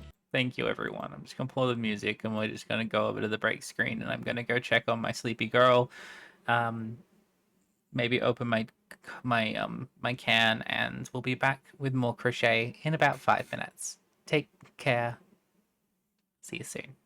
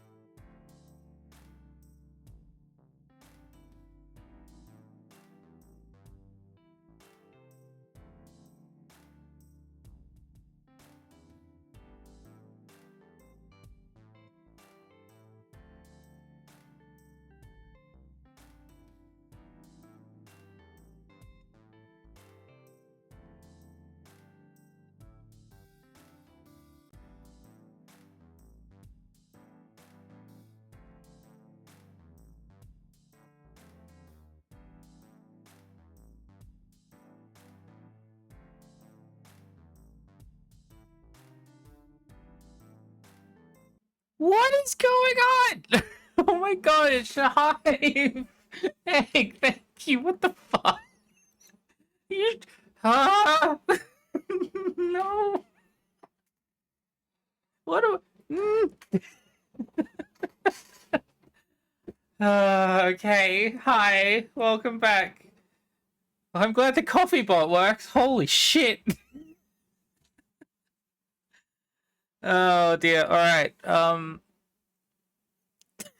Well, we're gonna come back to crocheting in just a second, but I really, really appreciate that. Holy fuck. From Ratsmacker. What are you Yay, I get to buy a new light. Thank you. Thank you, Egg. This is okay. Okay. I'm gonna get back to glove, but oh boy. Uh I feel like I'm not giving you all enough to deserve that. Uh thank you. Did I fuck that up again? I think I might have. I did. Oh dear.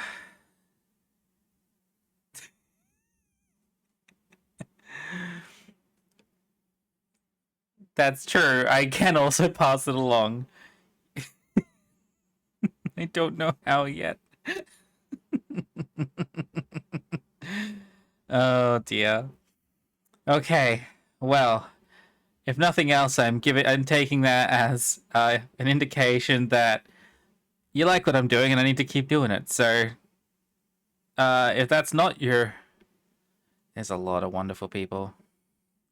Actually, I've been meaning to ask, Inokri, do you mind if I, with citation, obviously, adopt your absolutely wonderful shout out break system? I didn't want to do it. Thank you. I didn't want to do it without asking permission first because I think that's like credit where credit is due. Awesome.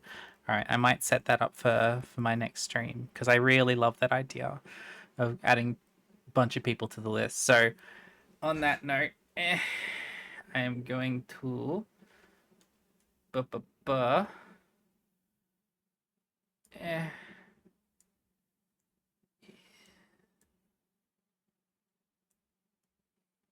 If you don't already, because I think most of you already do. But there you go. Go and give Inokri some love because absolutely fantastic work going on over there, and one of the kindest people I've seen on this platform. So go do it.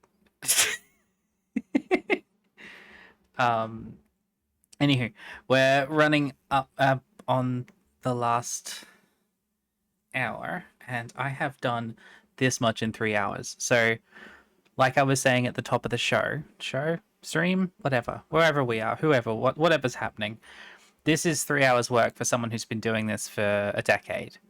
Granted, I am going incredibly slowly, because I'm rambling, but something.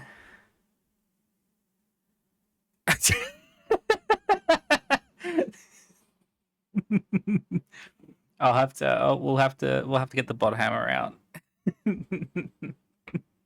You'll keep teasing me. Anyway, oh fuck. This is 2 hours work, 2 hours and 9 minutes work. Don't buy crochet shit from big retailers because you cannot make it mechanically. It can only be made by hand. So if you see anything that uses this style of stitching or what's on the table here in front of me, that can only have been made by a person, and there is absolutely no way that people are buying it at the right cost, because if I was going to charge for the stuff I make at a livable wage of what's minimum, like $18 an hour, this one half of a glove is already more expensive than what you'd see at like Target and H&M and things like that. So just doing my darndest to make sure that people understand and respect like craftiness and people who sell this sort of shit on Etsy. It's probably why you see a lot more people selling patterns than you do the actual products, because it's much easier to reproduce. But anyway, it's really hard to live in that whole capitalist structure where like you respect the money that people pay, you respect that money is one of the direct ways that we can show that our time is worth something to people. People charge what they would be charging thousands. Yeah, with the super specific machines that can be made. Well, you can't do a crochet kind. So I explained this a little earlier, but I'm happy to revisit. Knitting machines are based on loom knitting, which is what this is, where you basically just wrap around each post and then you use a little pick, which I have one just here. Use one of these, so it's like a little metal hook, and you slide into the ridges and lift and push over. Or if it's mechanical, there's a thing inside of it to do that. And basically, you put a drill on it, this whole thing spins, and it does that thing over and over again. Knitting is pretty much two-dimensional. It's rows, and then you stitch those rows together, and you end up with either flat panels or tubes. Pretty simple, but that's kind of what knitting machines do. And then even with the cabling and stuff like that, it's just moving it over one, which the machine itself can do quite easily. Crochet, on the other hand, requires a full 9 axes of movement, as well as the ability to control tension constantly. It is something that can only be done by humans at this stage. Once they invent it, that it requires far too much computing power to invent. There's no way to actually have a decent return on investment for it yet. You kind of have to like, closest thing you can get is maybe to 3D print a complete object, replicator style, like Star Trek. But we're not anywhere near there yet. 2, 3, 4, 5. So as a method, it's just not replicatable at a large scale, which is why like crochet stuff tends to be a lot more expensive if it's handmade. Well, no, not if it's handmade. If it's sold as a handmade product on places like Etsy or farmers markets or stuff like that. Like the simpler patterns, you'll get people selling for much cheaper because it takes less time. But more complex stuff like what I'm doing here, and some of the cardigans and stuff I've made in the past are much more time and labor intensive. 1, 2, 3, 4. Yeah, and you know what? Buying crochet plushies from a friend, you will be making that person feel so fucking validated and special, because that shit is hard. I dislike doing plushies because I can't think volumetrically very well. And I am quite bad at doing my own designs. I'll do adjustments, but I'm not so much good. They are lovely. Not so good at the whole amigurumi side of things, but you'll see, like, I'm just, again, high horse stuff.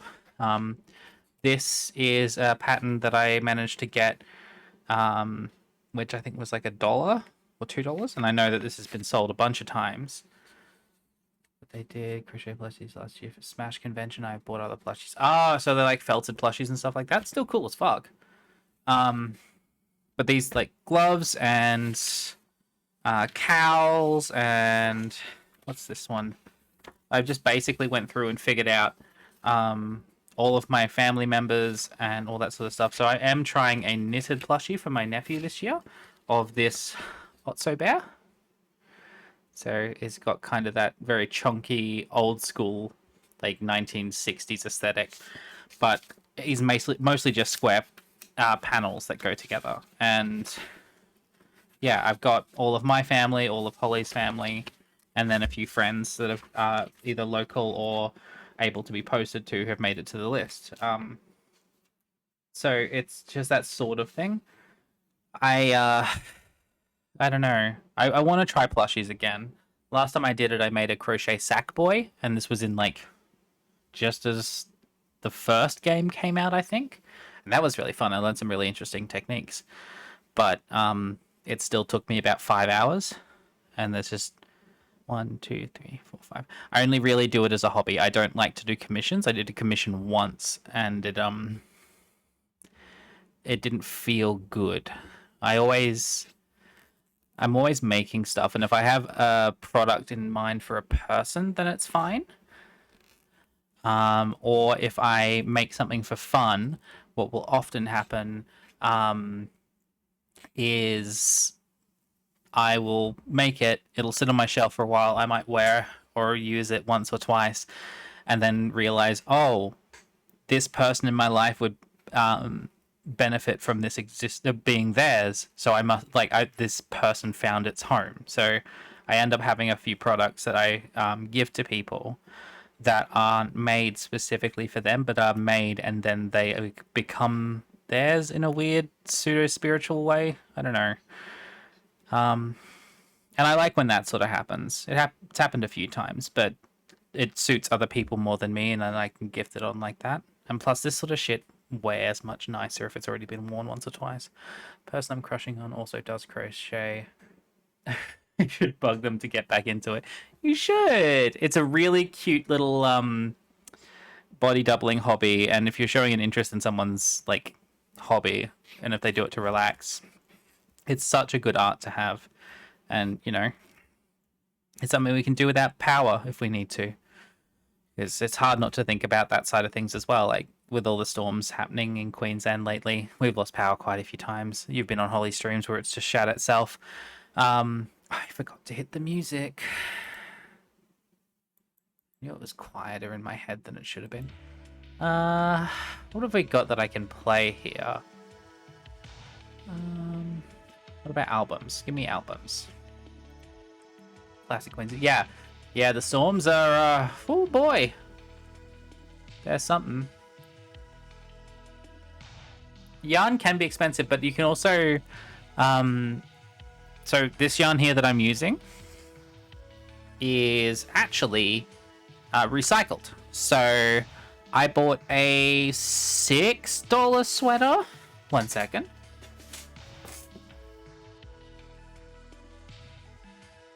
Yeah, I bought a $6 sweater from an op shop, and I've been unraveling it.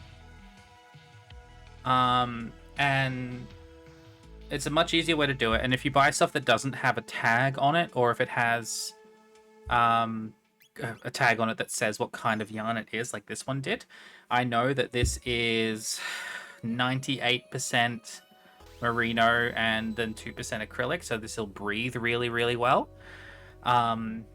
And it's a really good way to just kind of be mindful of that sort of stuff. Like, you can also like go to op shops and you can find bags of yarn there sometimes too. Or if you're running into it a lot, pleather is pretty deep. Not pleather, plan. So you can make yarn out of garbage bags and make like coasters and placemats and rugs and stuff like that with it. I've done that quite a few times, and honestly, I think I still have one of a Plan messenger bag that I made. It's definitely a bit more on the grungy zine style than anything else, but it's worth it. It's fun.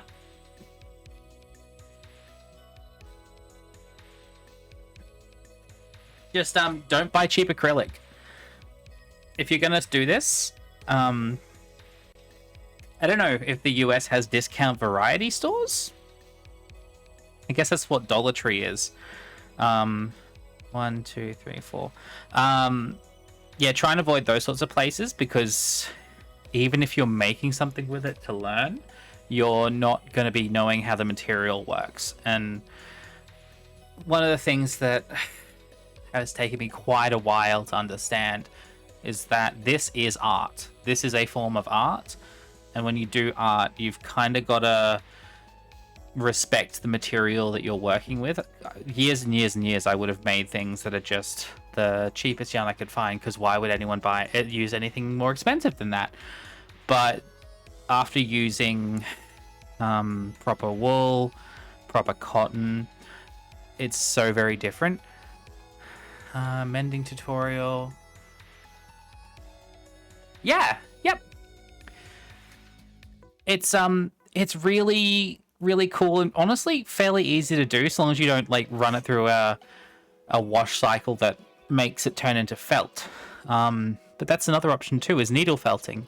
If you're interested in more of the yarn stuff, I haven't done it before, but if you're using just bits of wool, whoa, a huge machine, like one of the ones that you like, whoop, whoop, whoop, whoop, whoop, whoop. Excuse me. If they had a yeah. So that's a knitting machine. That's what they look like. And you feed in like a punch card into them, and that's how it determines the pattern. So it can pull different colors back and forth, or move whole sections left and right. But I had this idea at one point of running a clothing business, a sustainable clothing or handmade clothing business that was crochet and knit and sew and stuff like that. But I quickly found that my stamina for this sort of thing is not very high, and being the only person doing it, I'd have to charge maybe $1.50 to $2 an hour of labor and then material costs, and even then something like this blanket beneath me, which is just a lap blanket, would cost nearly $400, which no one is willing to pay because you can get this sort of thing from the local op shops for $5. So it's tricky.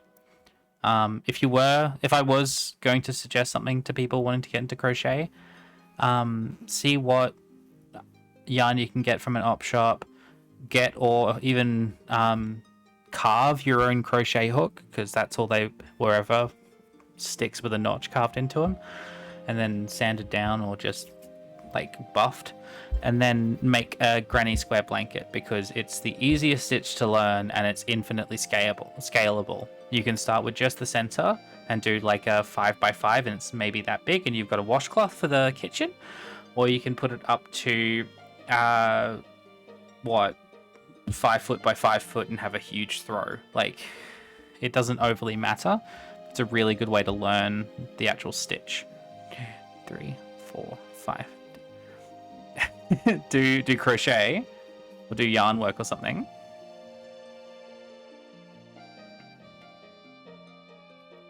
It's fun. It's nice. It's one of my favorite things, where the mini painting is more of a new hobby for me. I've only been doing that about 2-3 years. This has been a core part of my identity for years and years and years. When I first entered into the corporate officey environment, I would always take my crochet out whenever my co-workers took a smoke break, because my argument was, if they're out doing that, then why can't I sit at my desk and make a hat? When I worked in TV, one of my jobs was to do something called color correction. So this is the album Synthetic Core 88 by a band called Equip. You can find them on Bandcamp, and they are fantastic. A lot of pixel art related stuff. Not pixel art, chiptune, that's the word. Chiptune related stuff, and I think that one was inspired by Final Fantasy. This is the Final Fantasy album, so I assume it is. That if we are naughty in chat, you'll teal and orange us. Are you lot likely to be naughty in chat? I think the worst I can hope, the worst any of you will behave is to just try and make me bashful by throwing $1 at me. Because that shit'll work. Or torment me when I'm playing a game that I'm bad at games, when I very much know that I'm bad at games. It could be Into the Woods. I haven't played that game yet. It is on my list. Speaking of which, I have put my entire list up on... I'm putting my entire backlog list up on a website called Backlogged. Into the Woods is like an indie coming of age, return to your hometown after college, dropping out sort of story. It's a 2D like visual novel explory game. I wouldn't call it like anything like that.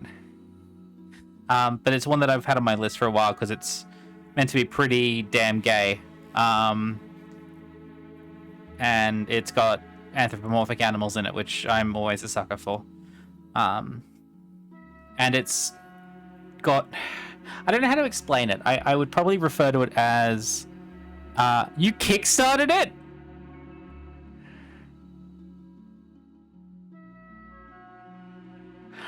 Oh, see, I got it wrong too. Or I just interpreted it. Fuck. I don't know, hey. It's on my list. That's all I'm saying. So if you want to check out what's on my backlog, you can find me on Backlogged in the everything link. As a system, I'm actually pretty happy with it. I was able to go through and put all the games I have on GOG, and I'm slowly going through my family library on Steam that I have with Holly, adding everything because I want to go through and actually do some written reviews and put some thought into stuff. Meeting, yeah. Well, I thought it was called that. It's a musical. Oh, it's that really garbage Meryl Streep film that goes on for too long.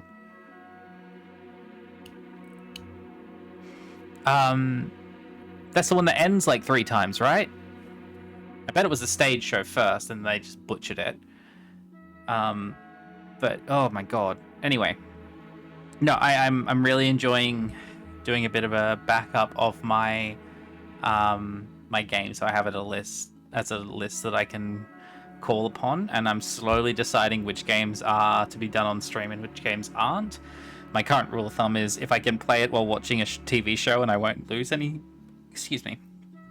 and I won't lose any information or story, then it's not a stream game, because I think games that have a decent story is something I want to share with people, like going to the movies or watching my favorite show with them. I've been really enjoying Ni no Kuni for that reason, and I think something like Tales of Arise would be really, really good as well.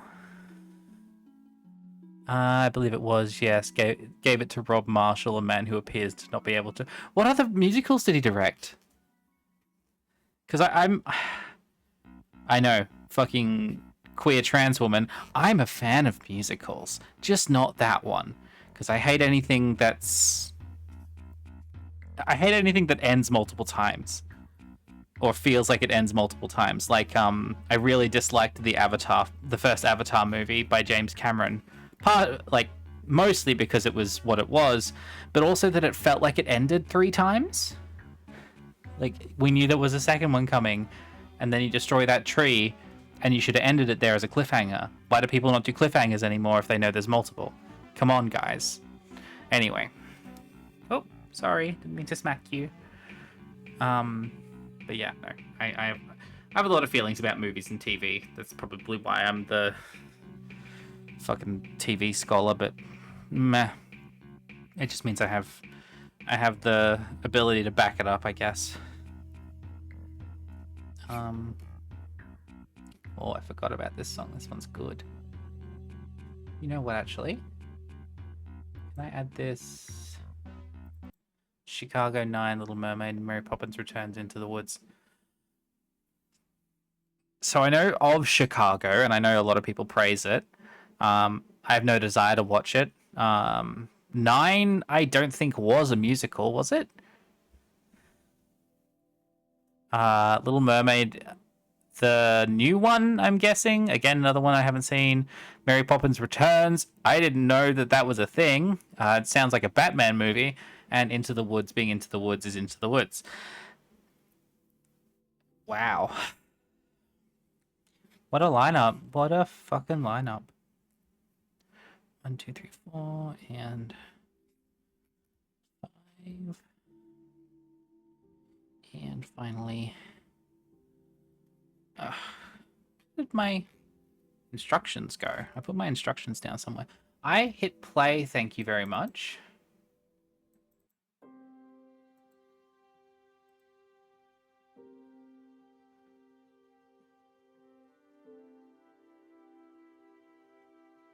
Nine the musical, not Nine the animated movie. That was a much better animated short film.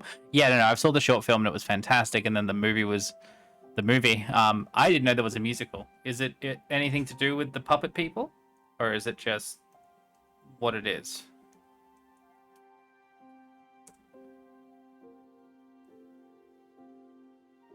Damn, no musical puppet people. You might have had me. You might have had me with the musical puppet people. Oh, sorry, I keep doing this. My hands are I'm needing a little bit of stimulation at the moment. Feeling a bit anxious. I don't know why. I think it's just I don't know. I'm a little worried that I'm going to mess up the community night tonight with the board games that's going on. It's idling in the back of my mind that I'll choose the wrong thing and people will be upset, but I'll be all right. Oh, look. You're fine. It's what we're all here for. Maybe something like that. My my self-worth is the thing that I am most trying to work on. It's impacted my life in some pretty horrific ways over my time on this planet, and this is like streaming is something that I chose to do at the encouragement of Holly, and mostly because this is also what I'm trained to do.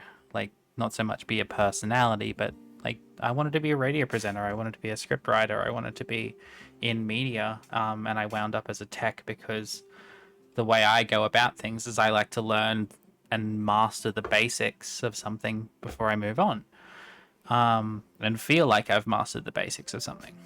So that leads me in these strange spaces where I am an expert at the introduction of something, but woefully inept as I get higher.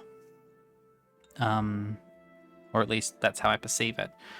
And as a way to kind of curb the self-worth issues of anything I know must be common knowledge, because if I know it, then it must be shit.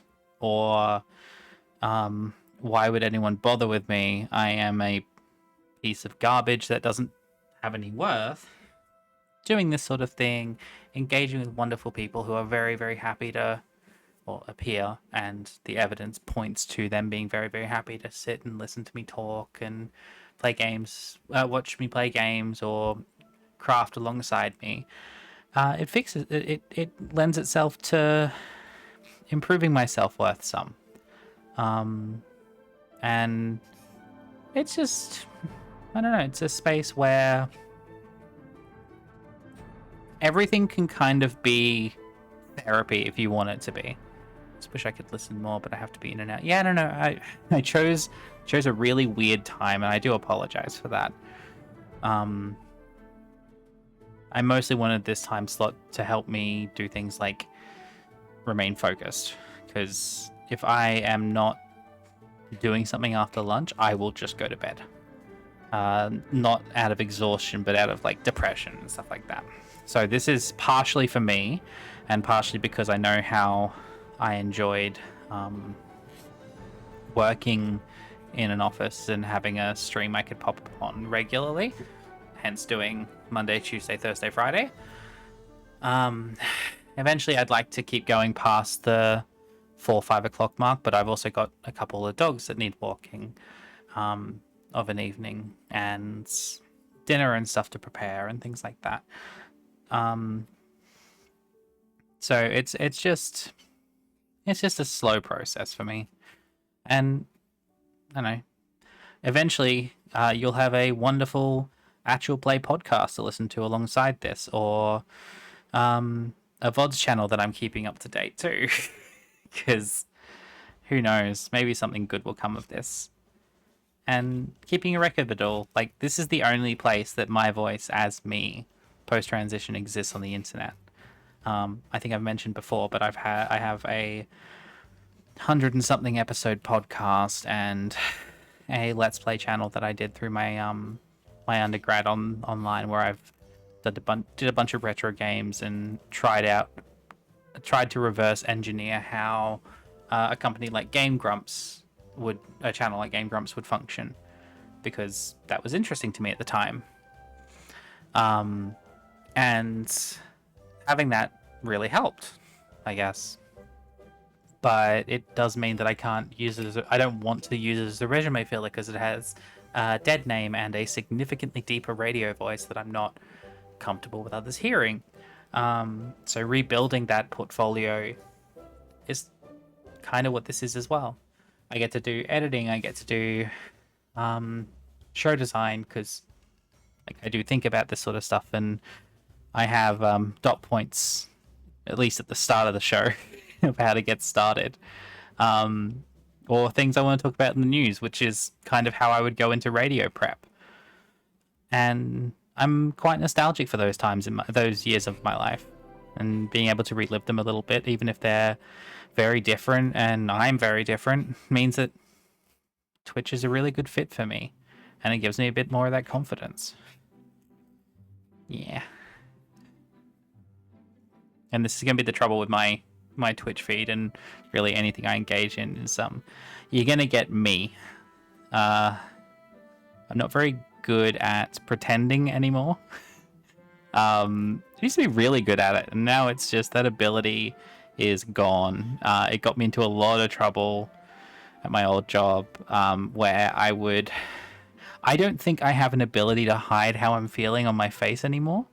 Whatever I feel, whatever I think tends to sit on my face. Really beneficial to not have a face cam.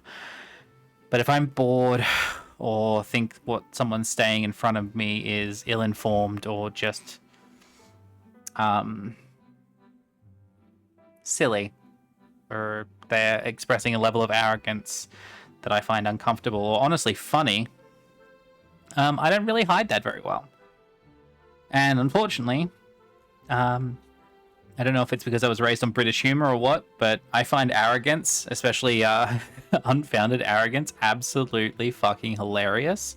Which, if you're in an environment full of people who've made their living on arrogance and a lack of imposter syndrome, oh boy, is not just the funniest room to be in. Like, that was the first thought I had with Egg saying about how his day was going. I wouldn't have been able to keep a straight face. I would have been cackling at every question. Like, what do you mean you've not thought about this? Not in like a cruel way, but like, this is really amusing. How am I in this situation? Where are the hidden cameras? It's probably the being raised on television thing, but it's fun. Like, I don't want to pretend, so you're gonna get the openness, like being me and being in the world. I don't really want to waste time not giving all of myself. Like, I'm not gonna dox myself, but you'll know my emotional states. You'll know what's important to me. You'll know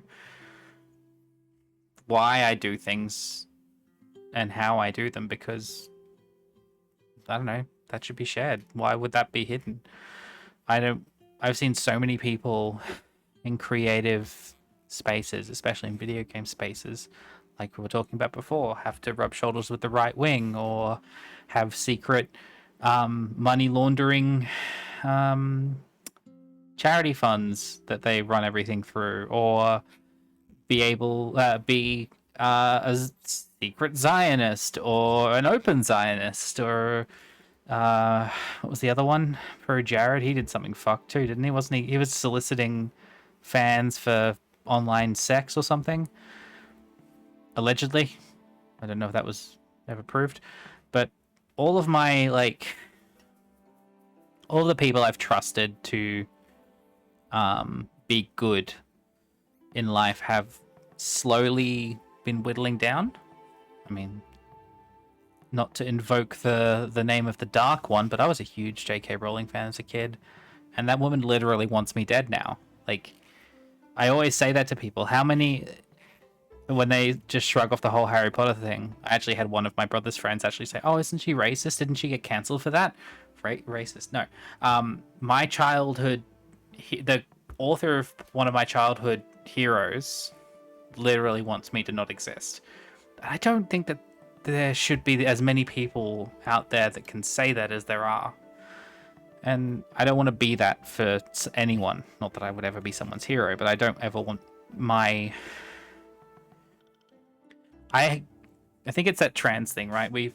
I've kept a secret, one of the biggest secrets of my life for so long that...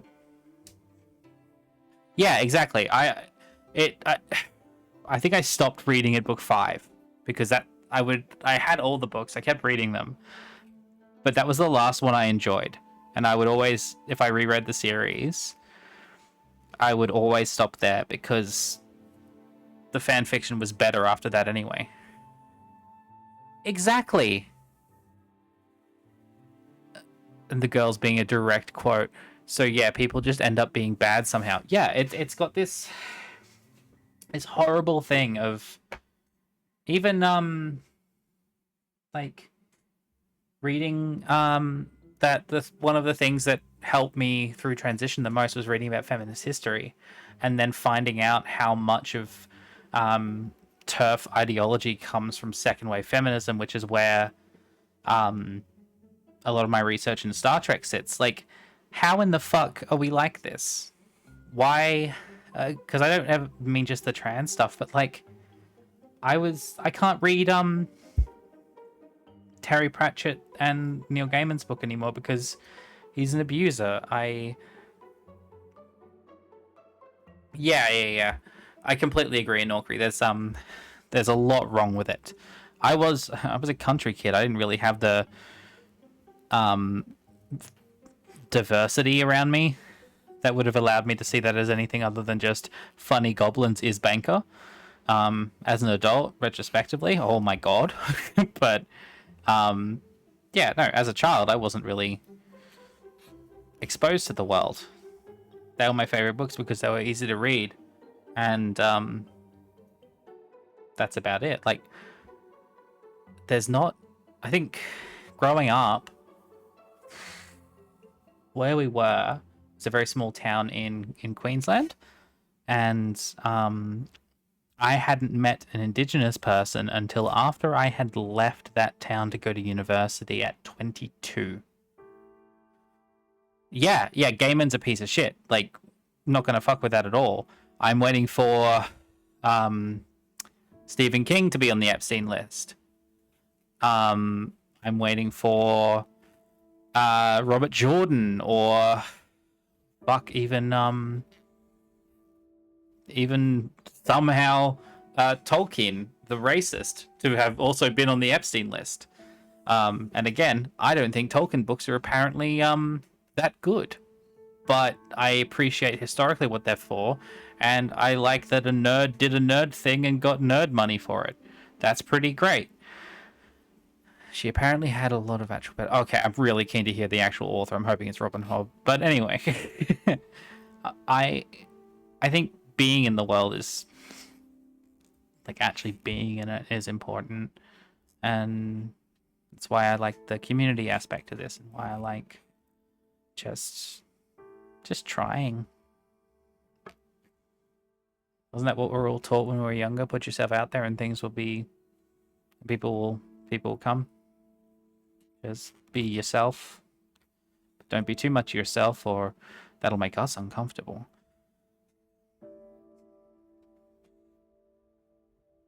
I like my little curated library. I think curating my library, curating my games, and to a lesser extent, curating my community here are all really fun and important things. And I encourage everyone else to think about that as well, because you just don't get that stuff. One of the best things I think I've done in the last 12 months has been to remove all algorithmic music suggestions. The only music I listen to comes from people I hear on the local community radio. If you're in the Brisbane area or want to hear what Brisbane music's like, make sure you have a look at 4ZZZ. Fucking amazing alt indie music from Brisbane. But I go from there, which is how I got. Actually, let me play this song because this one's this one. So for reference, Woolies is one of our big like shopping companies, and this I got from 4ZZZ. That's one of my favorites.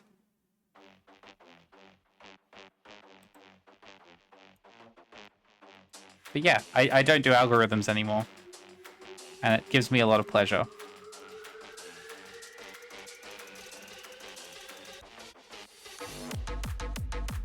Oh yeah, Hive, your music taste is amazing.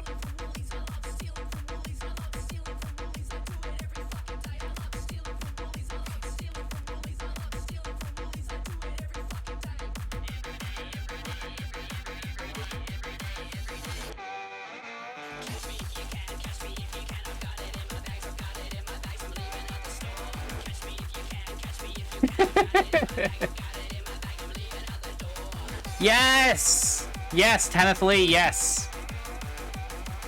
Fuck. Okay, well, I'm gonna need to go reread her stuff then.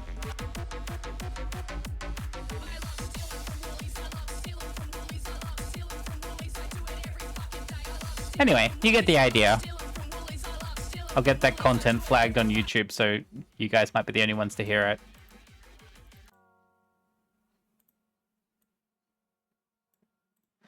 But yeah, no, check out your local community radio stations. They're going to have some excellent taste. Talk to people like Hive, or go check out like just music discussion boards, because you'll find way better stuff than what Spotify sends you. And and now they're on BDS as well. You've also got significantly less chance of things that are suggested to you being AI created. Hive is very plugged in. Honestly, Hive's really impressive. Always worth a listen. Music, dino, movies, politics on occasion that I've seen. But no, really, really enjoy Hive's takes.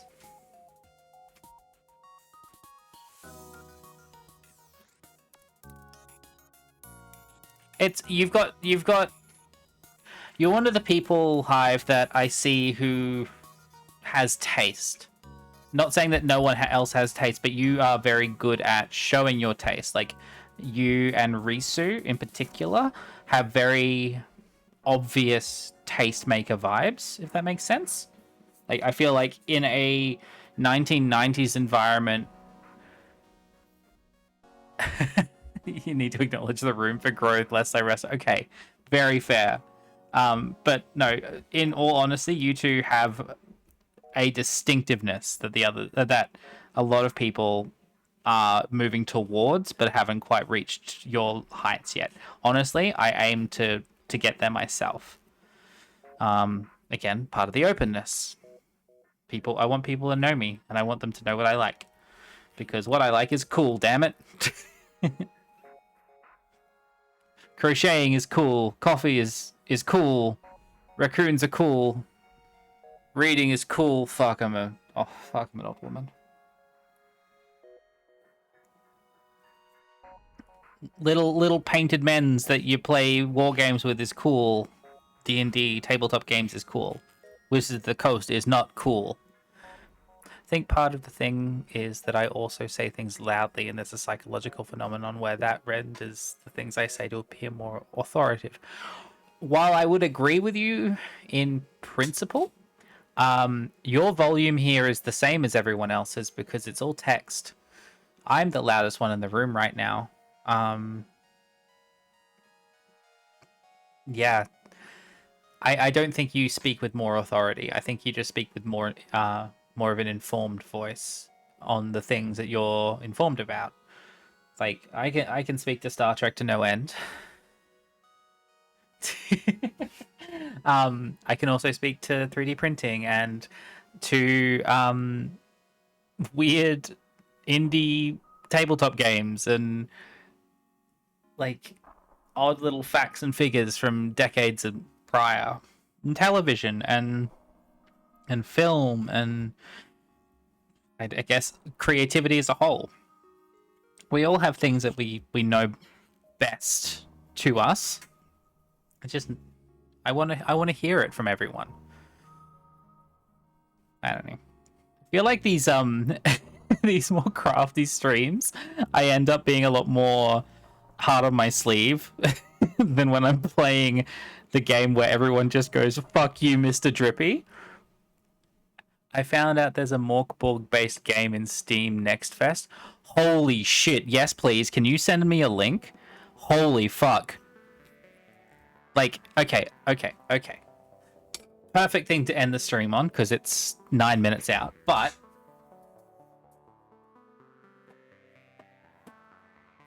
if you haven't seen Morkborg,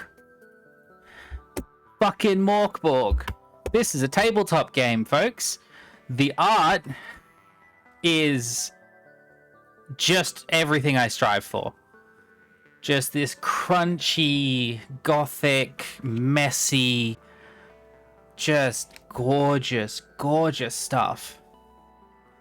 This is the weapons page. Like, there's a whole page here to tell you what die you roll if you're attacking with a femur. Like, what? Yes, please. Like, look at this. You don't need to be the fine detail artist to be able to make stuff like this. And then we go from this, like I said, Moxie Show and Tell afternoon.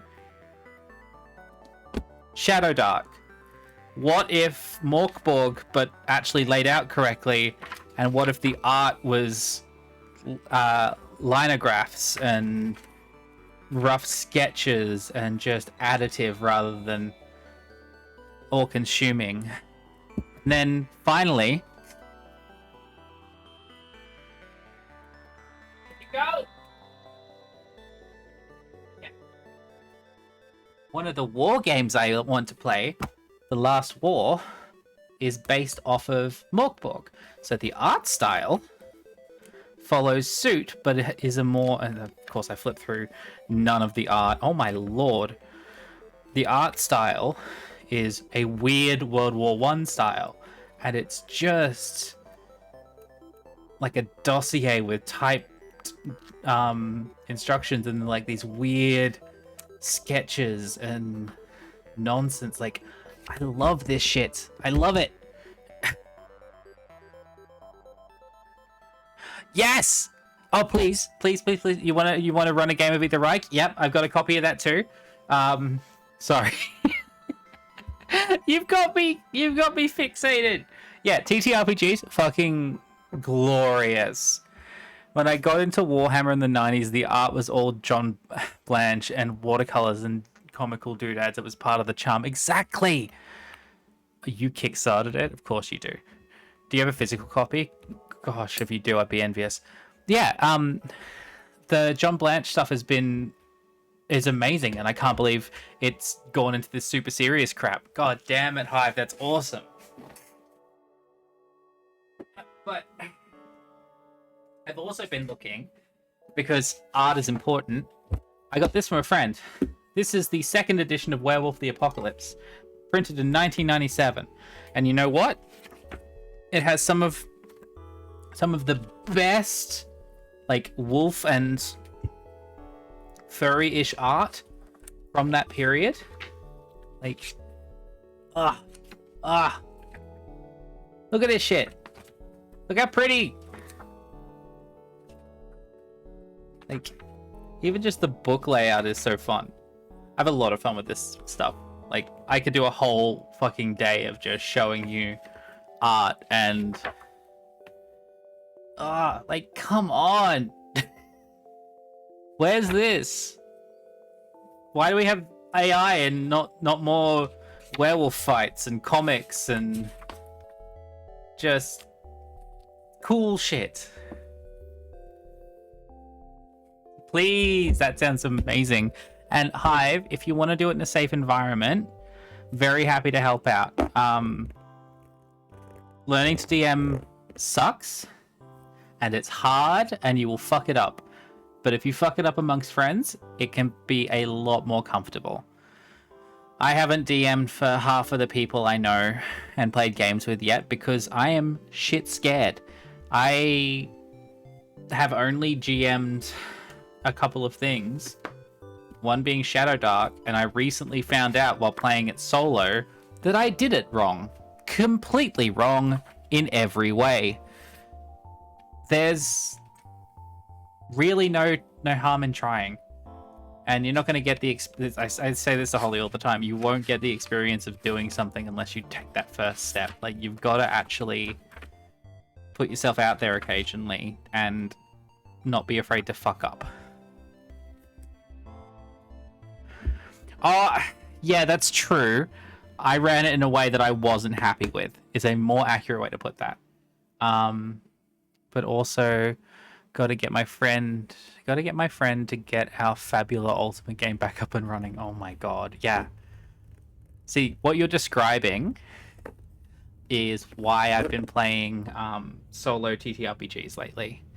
Why that's been a really cathartic way for me to practice GMing in a lot of ways. Like, if you're worried about it, just have a look at a few solo RPGs. I could probably run some suggestions at some point.